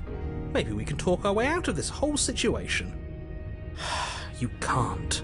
Unless you slay her right away, she's going to break free and end the world. There's no reasoning with what she is. Look, I'm just throwing ideas out there. I like to think out loud. I'm the kind of guy who likes a discussion. Don't we want to hear what everyone has to say before making any big decisions? Do you want to hear what everyone has to say? Or do you just want to hear yourself talk? You need to stop lingering. Your task is to slay the princess, not endlessly debate about what to do with the princess. Fine, fine. You're the boss. Thank you. You descend the basement steps, entering the dark room below. You can just make out the shape of the princess in the gloom. She's huddled against the far wall, her eyes bright and glaring from amid the thick roots. And there you are, once again seeming to offer a helping hand while likely hiding the other behind your back. Fine, I'll play along for now. What do you want? She's acting like the two of you already know each other. Oh, no. You've already been here, haven't you? That's pretty sharp. How'd you figure that one out? Call it deductive reasoning. Well, you seem to be great at it. Do you remember us then? Do you remember last time? No, I don't. But you and the princess clearly have a shared reality, even if I'm not a part of it. I won't waste time fighting you on something that's clearly true. I'm just glad we could put all this behind us. Is it all behind us? Just focus on the task at hand. I don't care if you've been here before, and I don't care if you think you'll go somewhere else after this. My world is on the line right now, so I'd appreciate it if you would take this seriously and slay her. Let's chat her up a bit first. Maybe we can find a middle ground where everyone's happy. Don't talk to her. You're just going to make things more difficult than they have to be. Well, I seem to remember you having a tongue.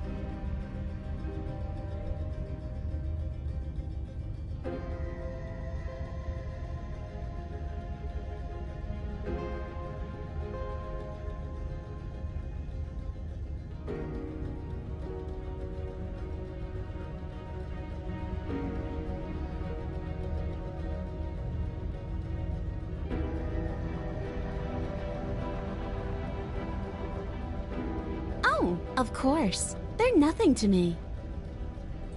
The princess grins as the chains fall from her wrist.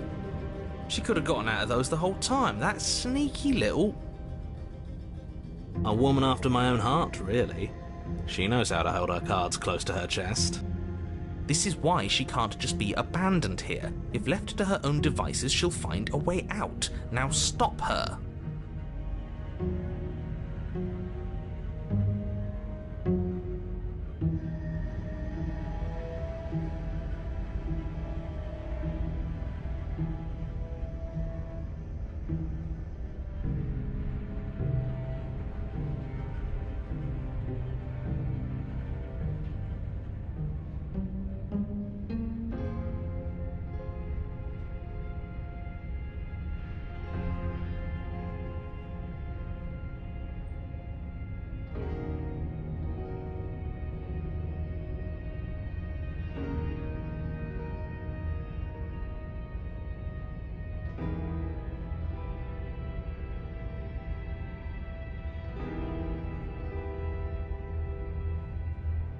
And why would I do such a thing? Is someone's guilty conscience getting to them?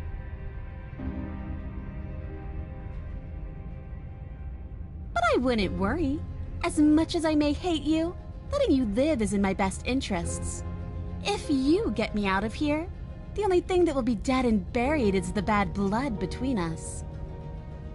Oh, that nagging feeling you mentioned is me, by the way. I'm actually a little anxious about a potential backstabbing event.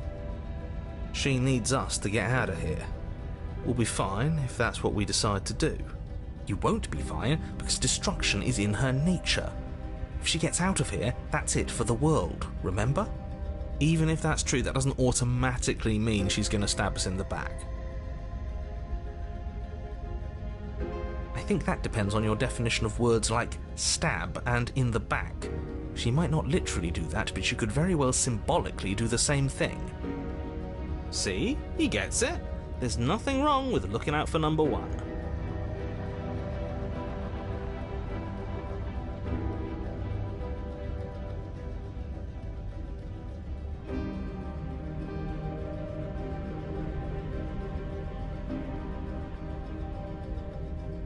The cabin lets prying little beasts like you come as you please, but it insists I stay where I am. That binding I shed is just a symbol of the crueler magic at work in this place. If I'm to leave with you, and you alone.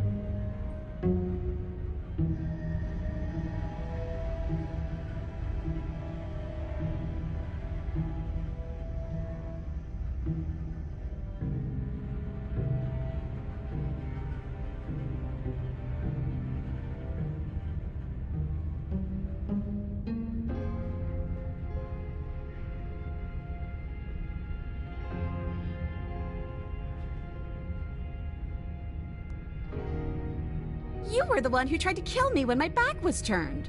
You were the one who started all of this. Only a poor loser twists their own failures around on the winner.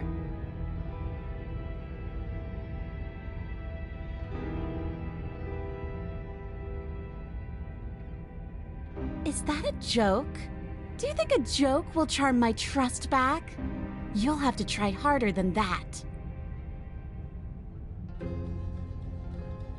Oh, smart. Let's apologize, get us back on the right foot. Oh, you're sorry. Isn't that nice? You're such a gracious little monster. If you're sorry, then let me out of here. Prove it.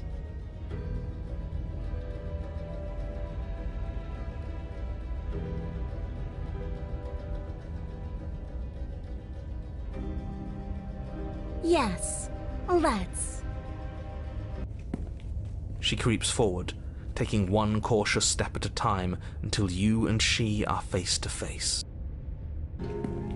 She never breaks eye contact, even as the two of you find yourselves face to face.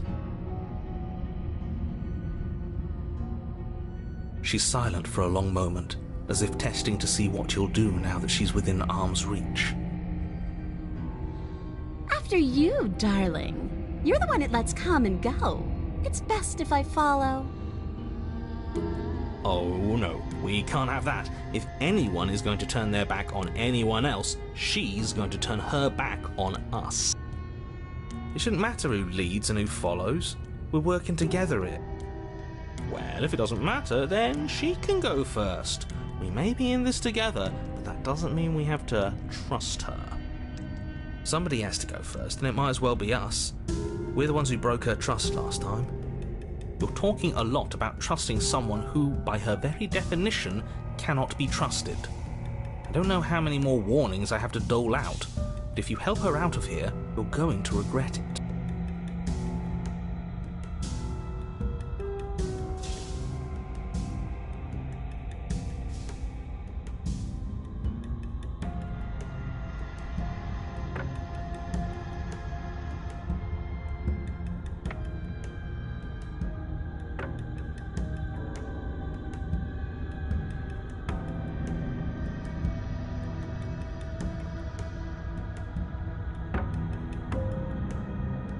That's right, you're the one who's going first. Don't worry, I'll be right behind you watching every single thing you do. That's exactly what I'm worried about. You step onto the stairs and begin your ascent from the basement. The princess follows close on your heels, perhaps even a little closer than you'd like. You're only saying that because you want us to feel nervous. I do want those things, but I want them for a good reason. I don't need you to trust me for my sake, because I already know that I'm right. This is for you. Can we walk backwards up the stairs? I think that's the smarter idea. She can't sneak in and attack if we're facing her. No. The stairs are a bunch of overgrown roots. You'll trip and hurt yourself. But the princess is silent as you both continue the climb, and in no time at all, the upstairs of the cabin is within reach. Isn't that a relief? We're fine. Nothing happened. You're not even going to wait until you're through that door to proudly claim your victory, are you? Why did you just say that? I think we know why. You feel something dig into your shoulder, sharp and piercing. The princess clawing at you and pulling you down with her full weight. Together you tumble back down the uneven stairs, your body and hers crashing against the unyielding wooden roots, until finally you both separate with a bone-shaking thud against the basement floor. You feel something pop. The princess lands against the far wall, gasping as she struggles to recover from the impact. You're still in shock, trying to get a hold of yourself. She grins as you continue to remain exactly where you are, cackling derisively as she watches you realise that you won't be getting up. Wait, why won't we be getting up? I'm afraid your back is broken. One unlucky fall is all it takes, really, and you had several. You know what? I'll say it. That sucks. I don't like having a broken back. We were going to help her. Why? Why did she do that? It's what I would have done. Have you considered not being like that? Of course not. It's what keeps us alive. And yet here we are, paralysed and stuck with someone who hates us in the basement of a remote cabin. You must have known this was coming. The arrogance of turning your back to me after everything you've done.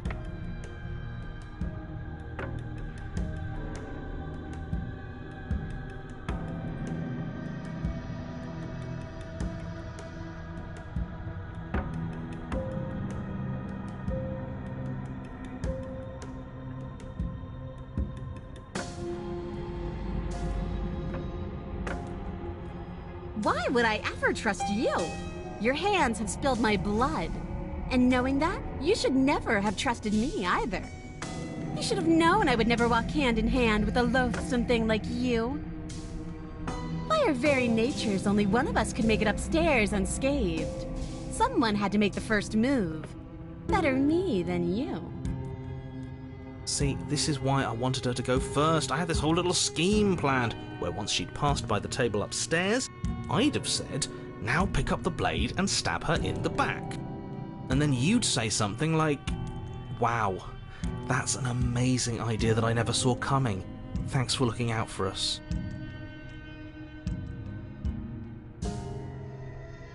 And then you would have done it and we wouldn't be stuck down here with a broken back.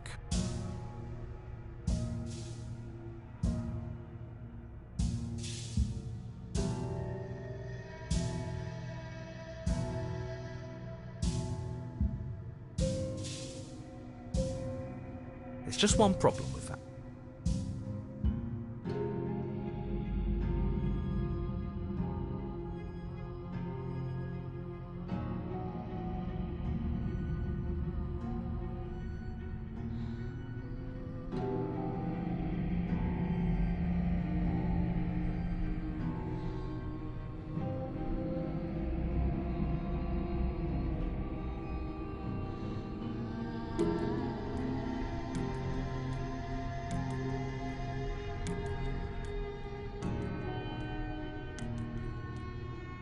And what's that? She was clearly planning to betray us. And if she was in front of us, she would have gotten to the blade first. Ugh, you're right, aren't you? I thought this whole thing was ironclad, but really it was doomed from the start, wasn't it? The princess's body twitches as she tries to get up. Ho ho ho!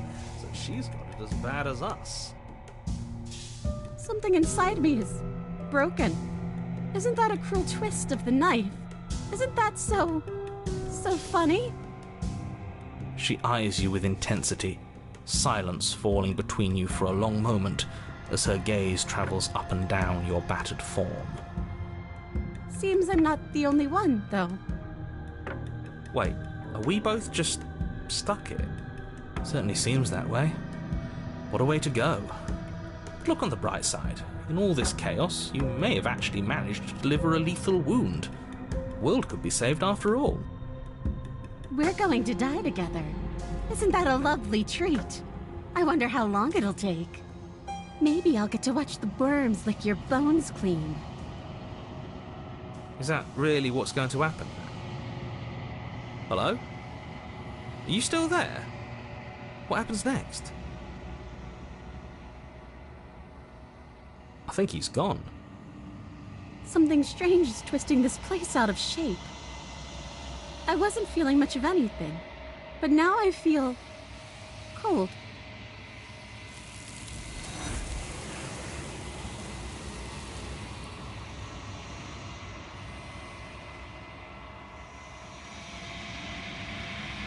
She's gone. Where did she go? Should we try and find her? And is that a mirror? Why is it here? Why now?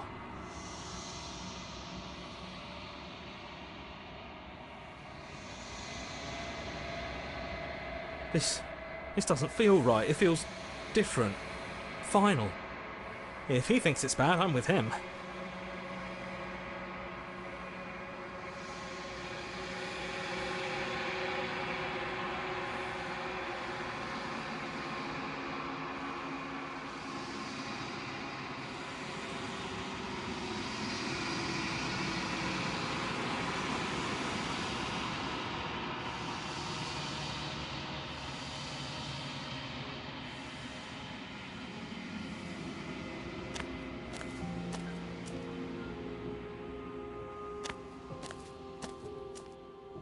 I am a growing chorus of contradiction, a mass of tides ebbing and flowing all at once in more directions than my attention can bear to hold. To look at any one is to shift them all into something new, and to look away is to reshape them yet again. All of me is changing, and yet the rest of me is still the same.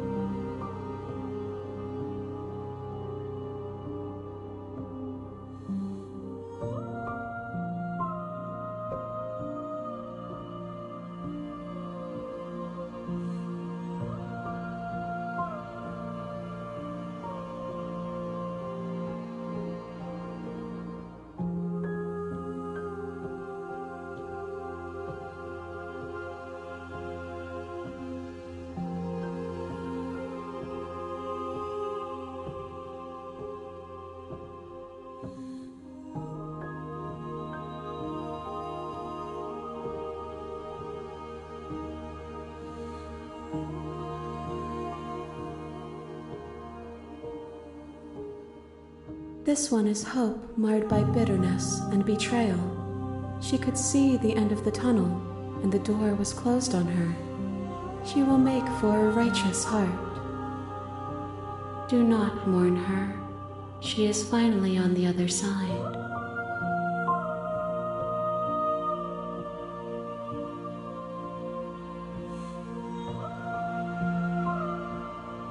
It changes me, but it doesn't make me worse. Nor does it make me care for you any less. Does it make you worse? Do you resent me?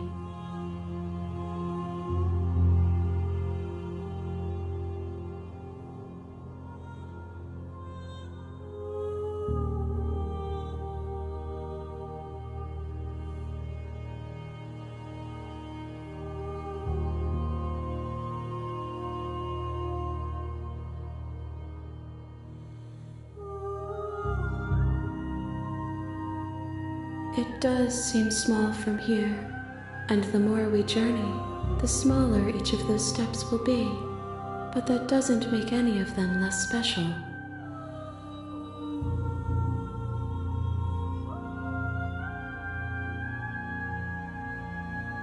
My perspectives are shadowed. You have seen what I have seen, just as I have seen what you have seen. The angles of my vantage do not offer me hidden truths, and my attention is turned inward, except when you are here with me. Perhaps this will change when our work is done.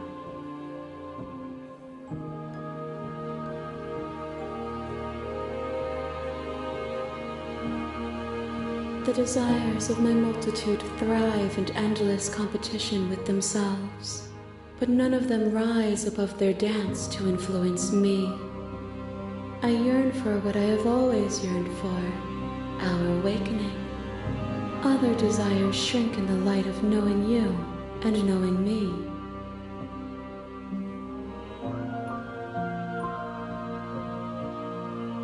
I care about your gifts, but I have no preferences to burden you with. Even if I did, I would never dare to tarnish our relationship by assuming myself above you.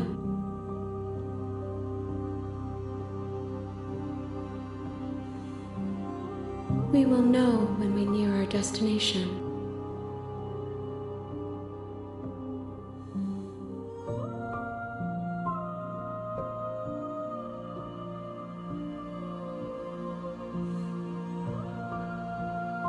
I will be here when it is time for us to meet again.